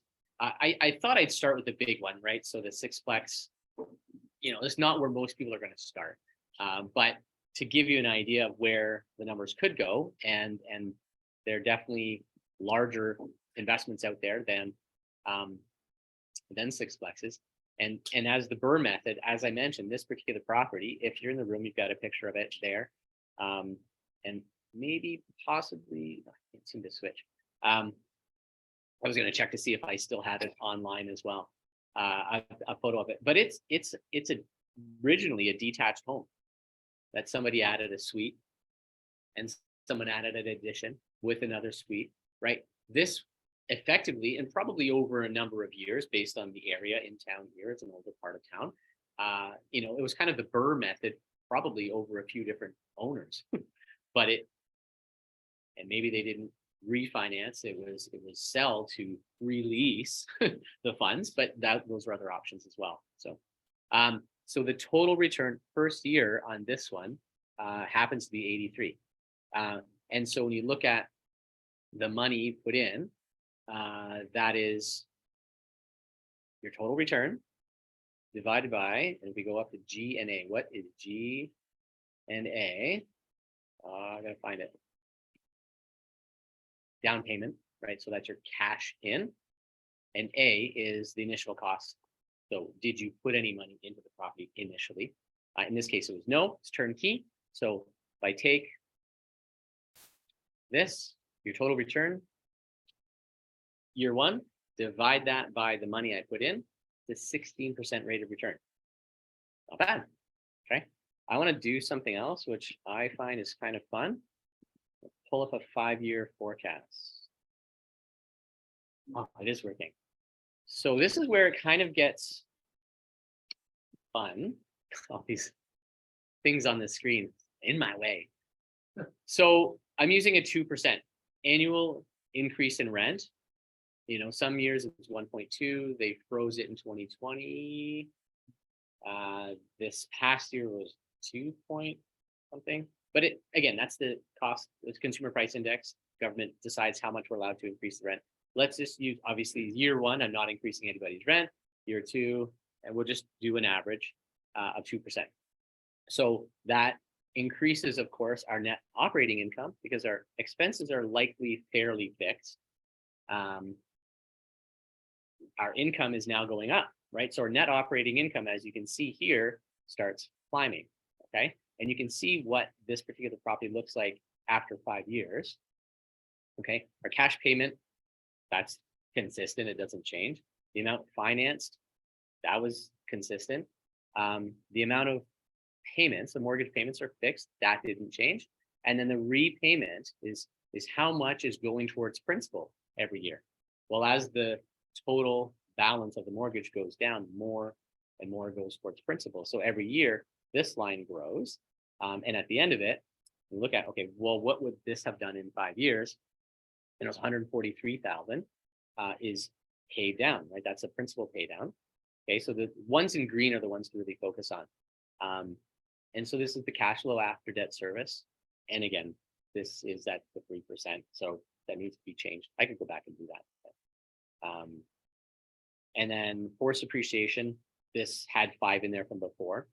And so you look at, okay, well, what's my capital gain, right? What's the value? So with that 5% growth, 393 on that particular property would have grown in value by that amount. And then we look at, accumulating that over those 5 years, all of those numbers, how do they add up? And it's, the first year, projected return, 22, and it goes up because the rent's going up and the principal pay down's accelerating. And so you look at just combining that, basically the total projected return on this particular property would be, in the 600s. And these are huge numbers to talk about. So let's look at a different one. I think do you have Rose Street there as well? Good, because it's like, I should have started with this one because we didn't have time. Where are we for time? 8, okay. I won't spend as much time going into this one.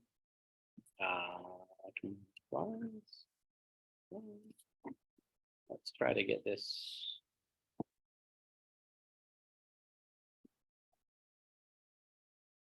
Everybody see that okay? Better? Okay, so this particular one, again, this is a property that, remember I said I bought in Chatham? This particular one is a copied slide. 10 Devon Road in Chatham was a original owner bungalow that I had a verbal agreement with, and then they decided to talk to a realtor. It ended up getting listed, and I gave them my original negotiated price and said, thank you, but no thank you to whatever it ended up selling at. So sore spot, but that's when I did end up finding a better deal. So which is the other property I talked about.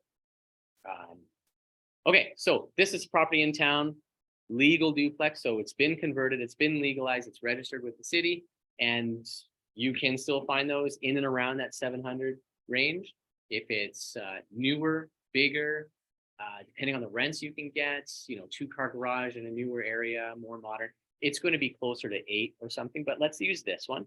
Now with the duplex, you definitely, get out of the way. You definitely can do 20% down, okay? 25-year amortization, and then 5.8 interest rate is pretty attainable as well. Gross potential income. So this particular one had 1 unit, and that's $19.98 per month. And the other one is projected. It's a vacant unit, 2-bedroom, nice basement apartment in town, would fetch $18.50. So that's the number they used. So annualize that. And then taxes are there, the insurance premiums. We projected that maintenance. We projected what the management fee would be. This particular one also had included utilities, so heat, hydro, water. We've got those. So income expenses, we have now our net operating income, which is here. And then we look at what's our cap rate. Okay, well, a little harder to cash flow, right? Because the total income is a little less.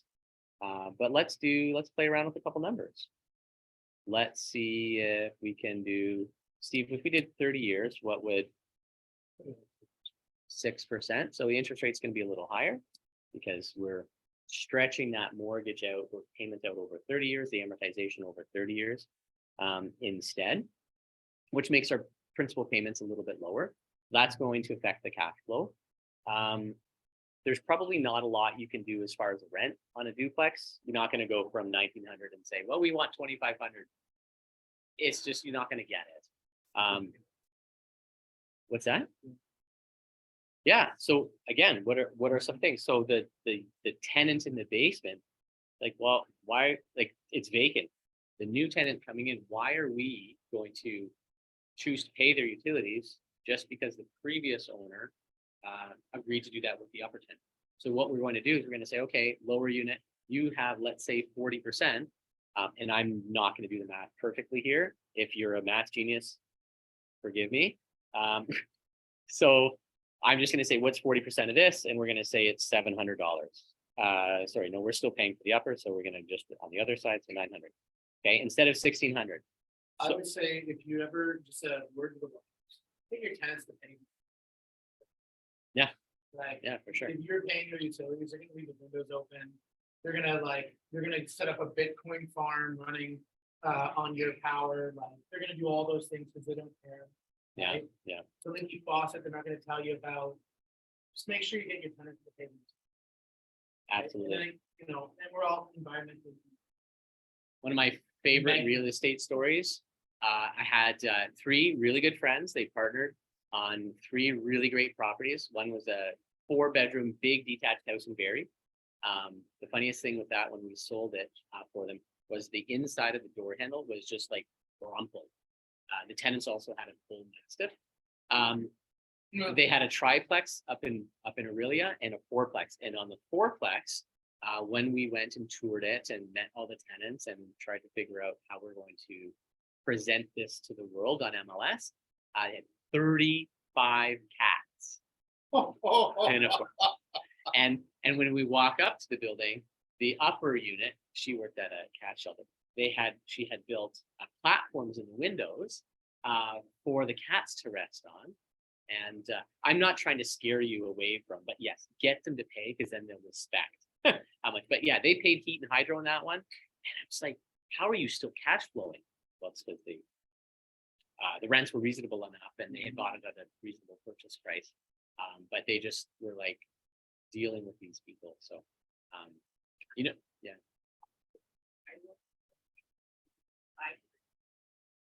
Do you wanna talk to the louder? just so we can Yeah. hear. Yeah, I worked for a real estate wholesaler for 8 months. My job was to buy and sell properties using the firm method. But you never see the actual property. I saw it all, the only way I saw the properties was through the inspection reports, which they sent me all the reports. Right. The things that people say cats, you have people who have homes with closets, and you have to try and get the homes out of the closet. And can't get it out. So Yeah. I'll just share that online, just make sure they can hear as well.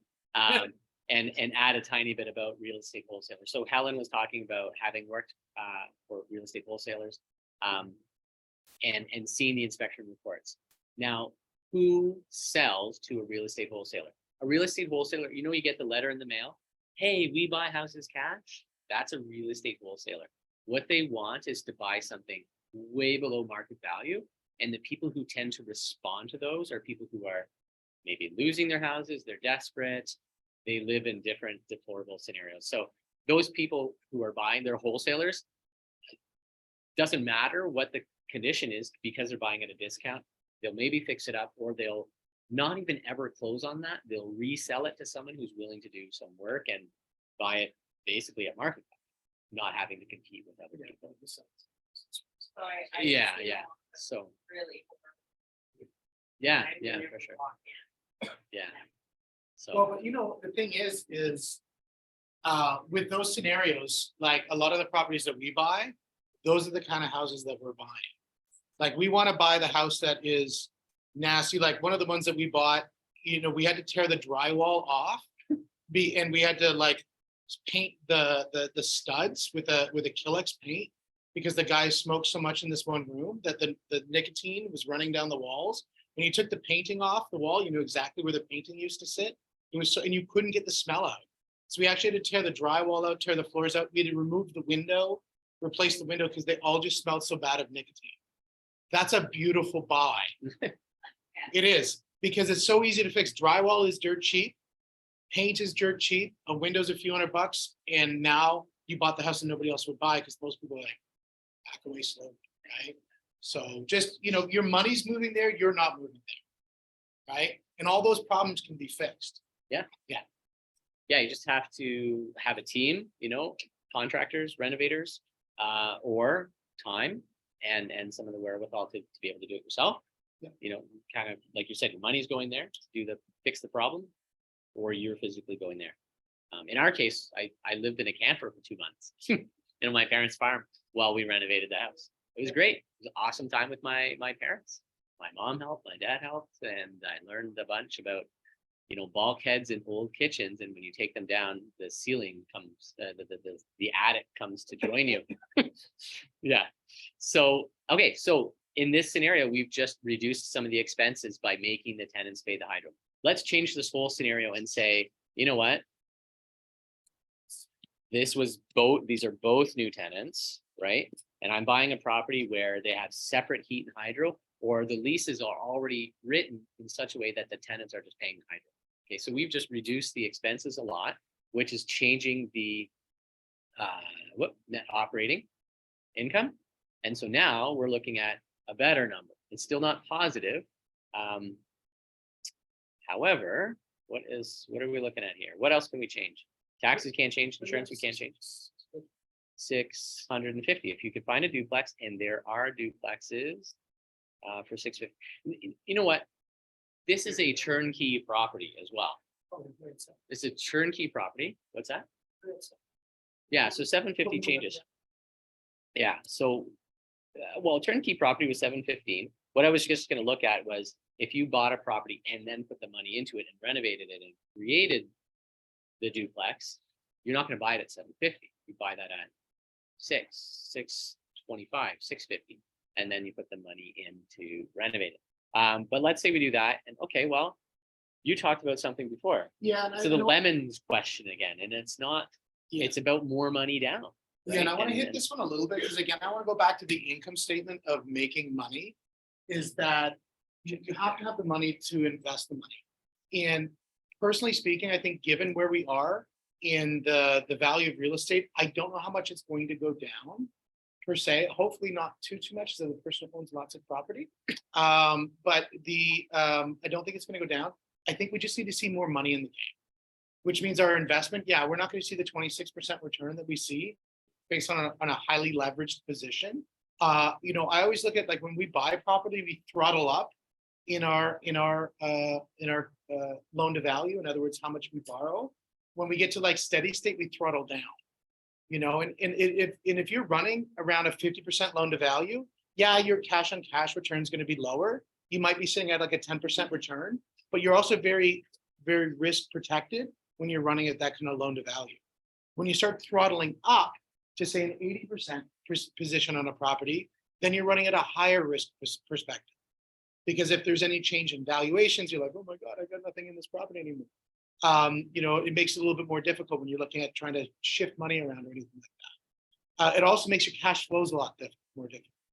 So like you can be a negative cash flow in a property, but still doing well if it's increasing in value. That did it in Toronto forever. People would buy properties and their negative cash flow like $1,000, $2,000 a month. They don't care because the property is going up by 20%. So you're okay because your bucket of your capital appreciation is so strong. But in Canada, this is the first time I think we've seen, in 30 years or something like that, that we've seen like a major hit, or 40 years that we've seen a major hit to the value in real estate. We go south of the border, this is commonplace for them. Like real estate's a yo-yo. I used to go, when I used to do business consulting down in the States back in the 90s, I used to run into this guy who was a real estate investor. We'd be passing it at airports, and we'd always have these conversations. It was so weird. I'd always see this guy. And he's like, oh, Boise's up. And you're like, okay, well, it's always up and down, right? He's like, I'm going to Scottsdale. Scottsdale's on fire right now, and so it would just be, up and down, different markets going like this. Where Canada, it's always just been doing this. And this is the first time we've ever seen a bump going down. So I think this has been like a reality check for us that real estate will go up, but we shouldn't always expect it's going to go up by 20%. And this is something that personally I've been saying to Toronto investors for a long period of time, is that you can't just bank on that 20% every year, right? You've got to look at your cash flow. My belief is that you should have slightly cash flow positive, just so it feels good. But if it's slightly cash flow negative and it's comfortable, that's not a bad thing too. As long as it's at the bottom number right here, is that you have that rate of return, your total rate of return, and it's coming from somewhere. Does that make sense, guys? Like if you put this mortgage as a 20-year like a 20-year mortgage or a 15-year mortgage, you're going to feel like your cash flow is going to be really low because your payments are really high, right? But that's just going to the land bank. You're paying yourself because you're paying off the mortgage faster. Does that make sense? So you have to look to see what's the most comfortable for you to make that situation work. I mean, we have certain mortgages. What we would do is there's no payments. Like that one where I was borrowing at 10%, there was no payments. We didn't pay anything. There was no monthly payments. Right? It's called a capitalized payment. So basically you borrow, say 400,000, at the end of the term, you owe 440. Here you go. Right? Cool. I didn't have to make any payments when we did the construction. It was awesome. Right? Because I knew, like, I bought it such a great deal. I don't care about the interest. I care about that I just made a couple $100,000. Thank you, Mr. Business Partner. Like, to me, that's the best joint venture is what I call silent money, right? Like, some people use the word dumb money. I don't like that word. That's in the tech startup world. Dumb money, I don't like that. But it's just silent money. It's a silent business partner. Give them their pound of flesh. Let them make some money because they'll invest with you again. If you pay them well, they'll pay you back. You give it back the money, they'll give it back, right? So sometimes that's good. That's what we have a lot of private investors. That's all they do is they just put their money out into real estate through mortgages in those situations, right? Does that make sense? Yeah. So each deal has to be analyzed on the basis of the merit of those deals. That's all I'm saying. Yeah. Right. Does that make sense? Yeah, absolutely. And I appreciate that point as well, because just when you're standing there talking about cash flow and the hope and the goal with every property, if you can buy it right, it's a positive cash flow. It doesn't pull money out of your pocket every month. I started thinking about like RSPs, and, you know, our ESPs, and we've got, you know, some stuff. We talked about your wife earlier too. My wife feels very comfortable knowing that there's money in RSPs and going into our ESPs. And I'm like, could we just cash out the RESPs and put them in a piece of real estate? Because I've seen what that's done in comparison. But okay, say $250 a month, 300, 500, whatever people are investing. Marinez, you do that kind of work with that kind of client, right? So money goes into RSPs for the majority of the middle class, right? And is that positive cash flow in pocket money every month? No, it's something that comes out of our pocket every month, and hopefully we'll see it in retirement. And hopefully, you know, people realize some sort of return. So if you've got a great property, and we're talking about all the different buckets, one of them is capital appreciation, one of them is principal pay down, one of them is cash flow. If the other two, if cash flow is negative by a little bit, you don't want to be bleeding every month significantly. But if cash flow isn't the most important thing and you can handle it, and someone's able and willing and ready to put in, you know, $500, $1,000 into, you know, mutual funds or something a month, that's negative cash flow. It's just a different kind of investment. So like you said, you're paying into your capital bucket. Yeah, and like if you have negative cash flow, but you're using it as a tax write-off, you know, there's some invest, you know, there's some value. You're going to pay interest on the mortgage, but you're not going to pay tax. I mean, that's a big deal. Yeah. Oh, no, it's okay. all good. Yeah, Did yeah. you have any questions before you leave? Yeah. 100%. Yeah. Well, that's Awesome. exciting. I'm glad you guys can make it. I know. It's freaky how small the world is. Yeah. Very freaky. This is pretty much like, this is the analyzer. You can play around with these, but We're that, gonna roll into questions and yeah, stuff now, basically in the question. So if you have, I can share it with you. so, yeah, sure. Julie's a coworker at the office, another realtor. So this is not my spreadsheet, so I share it very selectively. I like to share it in presentations, and you'll have a PDF version, but the actual Excel working stuff is proprietary for our friends. So I got to find my own, create my own. Yeah, and well, there you go. Yeah, so some tools and things that you can use. As the mortgage broker will share. Yeah, there you go. Yeah. Awesome, good. Yeah. So why don't I just stop share? I think we've analyzed that to death, which is actually an important point to think about as well, is action at a certain point. When you get prepared enough, you have the cash ready for the down payment, you've spoken to the mortgage broker, you're all ready to go. You've educated yourself on types of properties, You got to figure out and define the property that works for you. You know, where's your appetite? You know, for us, we were just getting started. Single family home was really very clean for us. It's one that I knew would always be in demand, especially in a community like Chatham, where, you know, the average price is $460, right? So that was easy. We knew if we had to, we could unload it, because we've been in situations in our life where we've had to unload things. And so we were starting our real estate investing career with our baggage and our past. And so that's where we started.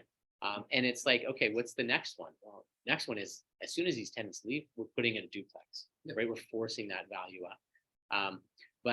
So once you define what you're looking for and financially you're ready, then it's a matter of looking for it. And when you find it, we've just analyzed a couple types of properties, and you can analyze and you can analyze and you can analyze.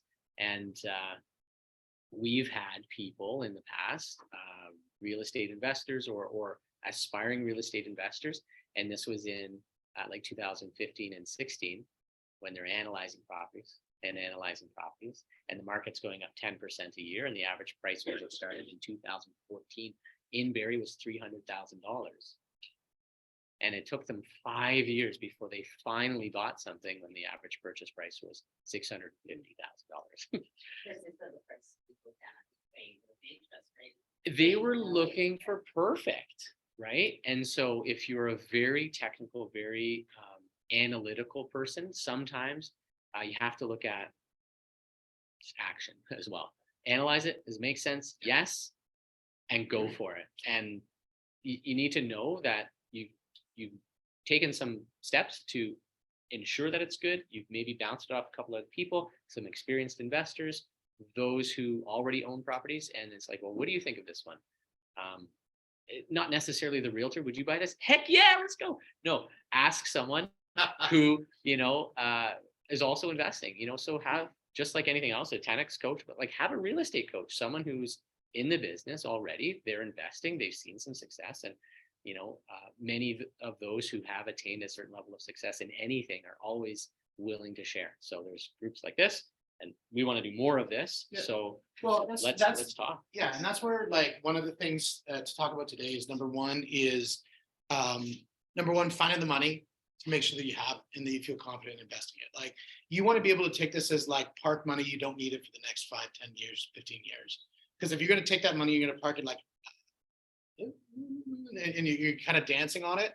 That's not a good situation, right? Because that means that if some little thing changes, you're in a pinch, and it's going to be a problem, right? Now, if you're flipping houses, that could be a different scenario, because that's a business. That's not investing. That's actually a business.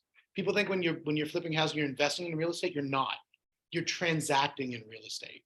So that's a very different business model. You can handle a little bit more risk in that as long as your timelines are good, because then you're buying and selling in the same real estate market, as opposed to buying in one real estate market and selling in a different. Like, for example, if you bought it last year and you're trying to flip it and it took you 6 months, 8 months, and you're trying to sell it now, you're not going to be in a good situation if you're trying to flip, right? So flips are very speculative. It's not the way to look at real estate from an investment standpoint. It's to look at the real estate from a transactional or a operating as a business perspective, right? When you're looking at buying real estate, you have to look at the asset class that you're buying and being comfortable with the asset class. Like what we're talking about when you're looking at duplexes, when you're looking at single families, when you look at, buying a house with putting a garden suite or something in it, that kind of a thing. Those are an asset class that can be fairly liquid, that when you sell it, you can sell it to different types of buyers. You can sell it to somebody who's like multi-generational home, for example. Mom and dad live upstairs, kids live in the basement, or the opposite, whatever is that structure. Somebody's going to be able to buy that house with emotion because they're like, I want to live there. It's very different than if you buy the sixplex. When you buy the sixplex, Susie and John aren't going to go out and buy that and say, hey, we're going to live here, and grandma's going to live in one, and that's a really big extended family to fill that place, right? The only person who's going to buy that is going to be somebody who's buying an asset. And are they going to want to pay top dollar for the property you're wanting to sell, right? Because if you're wanting to sell it, there's probably a reason you want to sell it, right? You're not selling because it's mad bank for you at that moment. You're selling because there's some problem. So we always know when we're buying those properties, like, multifamily is a lot like onions, right? Every layer you peel off, it's going to make you cry a little bit more, right? You're like, oh, it's got asbestos. Oh, it's got Yeah. that's guy actually does fentanyl. Oh, et cetera, et cetera, et cetera. Each layer you pay, and you're laughing because you're probably, I saw this, right? That boiler, yeah, it had asbestos wrapped around the heat exchanger, right? So, there's all those issues that happen. And those are the things that when we look at when we get into the big institutional style purchases, you're competing with institutional buyers. And when you're selling in a situation that you've got to be, really at an elevated status to sell it. So there's a lot of burst strategy around that. I've got some really good friends in London who do an amazing job. They'll buy 30-unit apartment buildings, they'll convert them, they'll sell them at a higher rate. They do extremely well, but it's a very different style of risk. I think you have to get past the first humps. Grant Cardone, when he talks about it, he's like, skip all of that and go straight to buying multifamily. That's one perspective. I guess I have limited beliefs, and I'll admit that. I have limited beliefs. I just think that that's very risky, right? And it's only because I've seen the aftermath of people who've made those decisions and got themselves into really deep hot water, right? There's nothing wrong with a duplex. To me, to be honest, if you look at your average rents on a sixplex versus the average rents on a duplex on a per unit basis makes more money. The tenant class, when you look at the tenant class on most sixplexes or 12plexes, you're attracting a different style of tenant. Whereas, we had a guy who worked for Google, making $300,000 a year, live in one of our duplexes, so it's a different, because they have a backyard, they've got the parking, they've got, they're living luxuriously. You're not living in and I'm not saying that sixplexes can't be luxurious, but it's just a different asset class, right? So just depending on the type of tenant you want to talk to, if you're going to talk to the tenants, you have to be like, this is the kind of person I want to attract. So this is the kind of property I'm going to buy, right? Because if it's really sexy and it's really great property, it's a really great neighborhood, it's going to attract pretty cool people, right? And they're going to be people that you're going to call up and you're going to have great conversations with, right? But if it's in the ghetto and it's a really tough, like there's a lot of people who bought in Windsor during when a while ago when Windsor was dirt cheap, and they're buying in really repressed neighborhoods and like cleaning up needles out of the backyard. Like that just does not sound like a rat problem. Oh, they had many other problems, Yeah. and the rats were doing needles, and so they had a lot of issues. And if you're cool with that, that's fine. But if you buy that like the nastiest house in the nicest neighborhood, that's the dream, right? Like the one that we bought, it was a duplex. Like you drive down the street and the trees all kind of curl over the street like this. In the fall, it's just like this picturesque, beautiful spot. And so when you go to have tenants look at the property, they're like, man, this is amazing. It's awesome. Like that to me is, that is a great. And then when I look at the bank account and see that it's rolling in, because I can charge a premium for people to be there. Because if you can charge a premium for your tenants to live in the property and they could go down the street and get something cheaper, why are they going to pay more to live in your property? Do you think they're going to look after it better? Like they're not going to pay more to beat up your property, right? Like that seems like an exercise in stupidity. Like just go live down the street, it's cheaper, right? If they're chasing cheap, go there. Sell the premium. Yeah. Right? Does that make sense? Yeah. Like when we did ours, it was the whole top floor was brand new. Everything, right? Yep.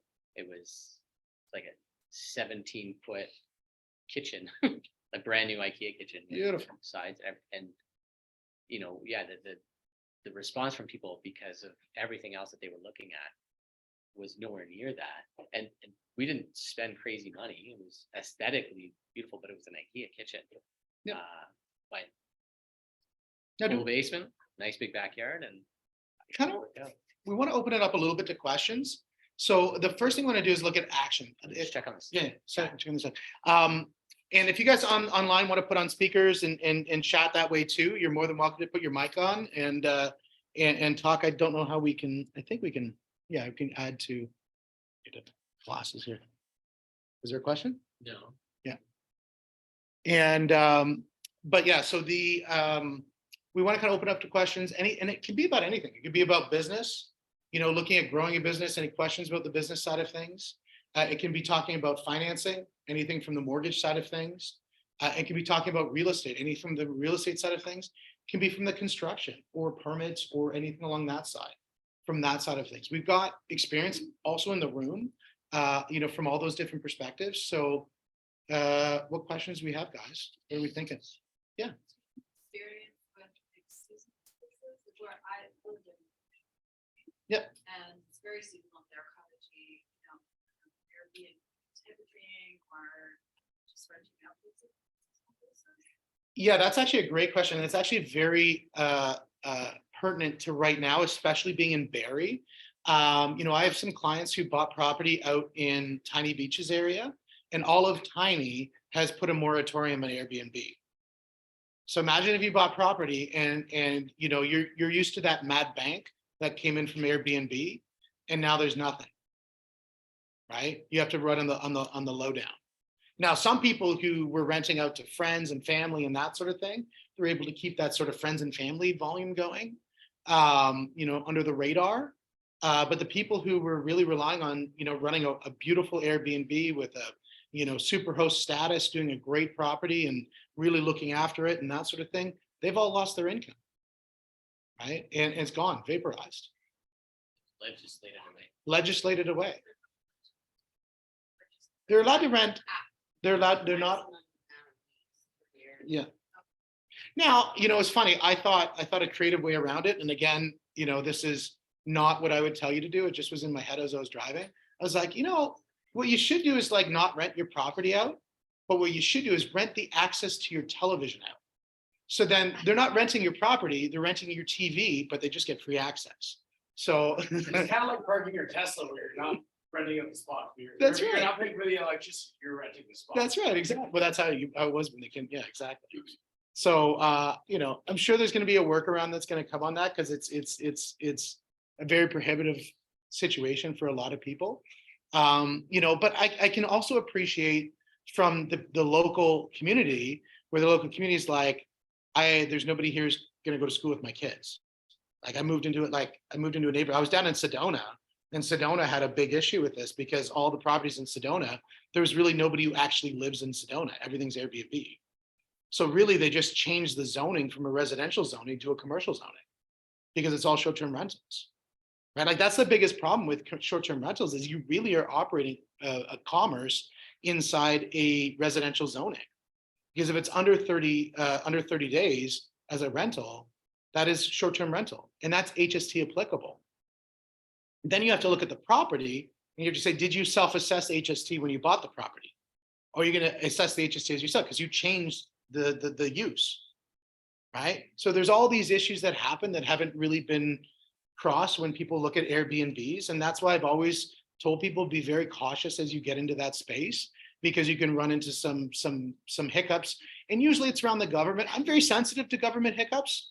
Given my past discussions with those folk, that I always like to try to keep it on the easy, which is just don't deal with them.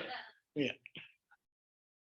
If I'll just add to that as well. And you mentioned the Mad Bank. I'm just going to go in this way. The Airbnb has all the hype, and it has big cash flow. And it's almost like that. It just reminds me of the get rich quick mentality. Yeah. And I don't know about you, but I know when I was thinking about investing and did invest in Costa Rica, back then, if I really, look back, I wanted to get rich quick, and it came back to bite me. Yep. And put us really low in the hole. I didn't share that. It's a story for another day. We talk about your why and motivating yourself to dig. But the types of investments we were talking about, so your long-term rentals, good quality units for good families, or individuals or couples or whatever it might be. But like real estate is a long-term play. Just steady as she goes over time. Some of the quick that you can get out of it is, a flip, right? Or the refinance piece where you pull it out quick and get it into another one. But really, real estate, if it's good enough to buy, it should be good enough to hold. Well, right? And know your numbers, right? Like with Airbnb, my wife did actually a business case on this where she said Airbnb isn't actually mad cash. It's actually, you'll lose money in Airbnb. And what she said is, well, look at it this way, as a stager, you know, we've got a stager in the room, and when you look at staging, is staging furniture cheap or is it expensive? Now, is staging furniture that people use every day is extremely expensive, right? And so, and furniture is going to depreciate. And if you're having new people in there every week, it's going to get consumed a lot faster than if it's, you know, being used ever so often. Second of all, what's going to happen, has styles changed at all in staging? Of course. How often does it change?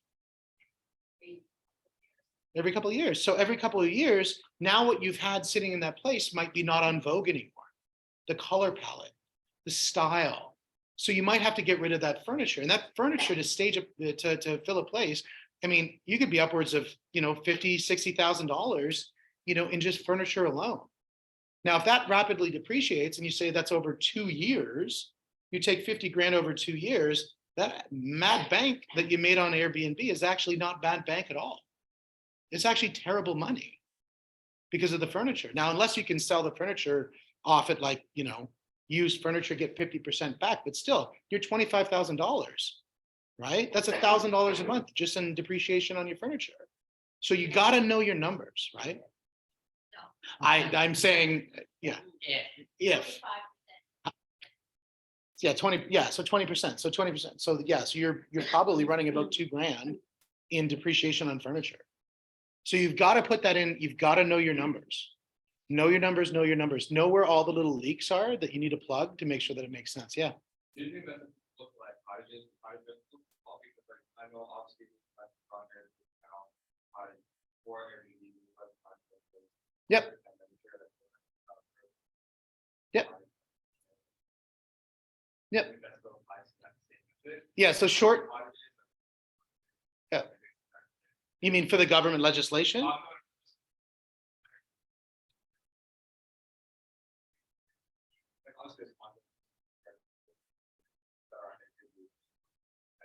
Yeah.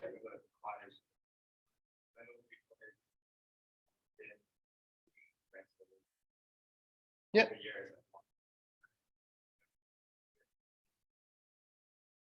You're at the mercy of the municipality, right? Like when you, so the question was looking at cottages like outside of Airbnb, if they're on Vrbo or if they're on, you know, any other, you know, website. So they just had, you know, short-term rentals. Like a lot of cottages owners that I know, they're not on anything because they have the same people coming back every year. For 15 years, they've had that week booked for the last 15 years. But if legislation comes in and says you can't do that anymore, you can't do that anymore. Now, you could try, and I'm not suggesting breaking the law, you know, I'm not. Does that make sense? Yeah. Yeah, because like on Airbnb, it's well documented. It's, you know, easy for the CRA to grab it, and I can guarantee they're going to, right? And that's very easy to earmark everything like that, right? And that's where it comes to taxation is the one that I like. In the construction business, we went through in the like 2005 to 2007, there was a big push for CRA to jump on that space. Then they move on to the next space and they jump on that space to audit and do all this other stuff to see where they can hammer out these big lumps of cash to take back that, you know, Airbnb, I'm sure I'm looking at that as the government is thinking that's this big, you know, lump of money that they can suck back into the system. Because they've been spending quite a bit, right? I don't know if you noticed, right? So, you know, I think, you know, that we're going to see that. You know, all these people they're hiring for that space, what are they going to be collecting, right? So you just got to be cautious. Like, I mean, I look at it, I think avoiding the government where I can, that's really what I want to do. You know, having lakefront property, I'd rather just go rent it. I don't want to own it. We talked about buying lakefront property. I don't want to look after it. I'd rather just rent it. And if they can't rent it, I'll just go to Costa Rica or something. There. Yeah. But it's a tough one. Like because I see a lot of people, like there's this one I was looking at where they rent the just the boathouse and they're getting like, I think it's like $15,000 a week or $18,000 a week for this boathouse. It's really nice boathouse. It's up in Lake Muskoka. It's Lake Joe, I think it is actually. And it's just absolutely stunning. But if they can't rent that out anymore and they were relying on that mad bank, right? You know, because when you're collecting 18,000 for like 8, you know, it's about 1,200 square feet. The furniture cost is pretty low. you know, in relationship to the rents, right? Again, knowing your numbers. Does that make sense? Yeah, like I've had friends who they buy the cottage property and they buy the really boring real estate, and the really boring real estate always wins. Right? Because it just ticks away, ticks away, ticks away. Like your sixplex, as long as it's been purchase ready, is probably pretty boring. Yeah, it's simple, right? You just you sit on it and just ticks away, ticks away, ticks away, and you don't have to think about it, right? Whereas the cottage, you have to think about, am I stylistically okay? Did that one person who, you know, was really, you know, couldn't put the code in, now gives me a 4-star review, and now I lose my super host status and blah, blah, blah. Like, you know, like all this, like you're running a business. Like that's the difference again. Like, are you running a business or are you investing? Airbnb is just like flipping a house, it's running a business, right? Whereas when you have a long-term tenants, are you running a business? Well, technically you are. And that actually brings up, when you own does everybody own, who owns investment properties again? Put your hands up.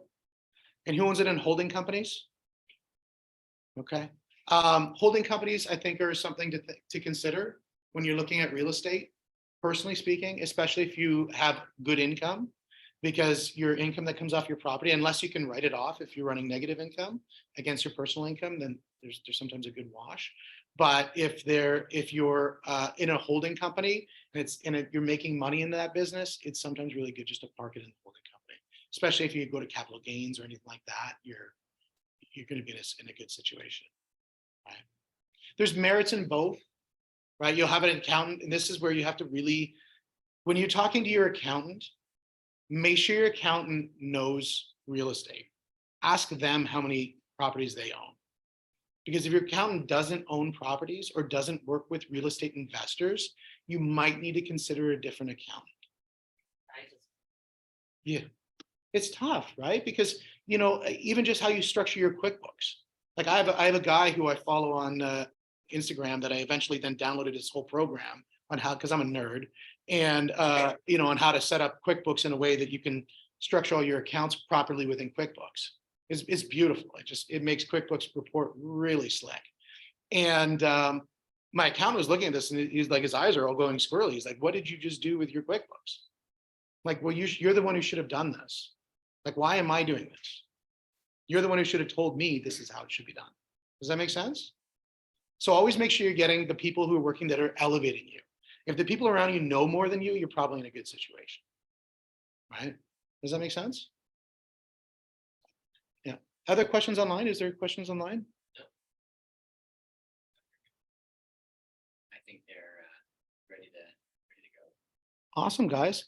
Well, guys, so action plans for here. So we'd like to host this again, and we'd like to bring in other knowledge centers as well, whether we bring in a paralegal who's going to talk about, you know, what to do when things, because sometimes things go south, right? And there's some really good paralegals in Barrie that I'd love to bring in. We also want to talk a little bit about if people are interested in building their business. We want to kind of create a focus on that too. So if you're looking at growing your sales, growing your marketing, we have a whole bunch of content around that to really start talking about scaling your business. So that's something that I think is extremely important to add, you know, as an element, if that's something that you're interested in. Because I know we have a sort of a diverse room here. So is there any thing that we haven't covered that you guys would want to have covered?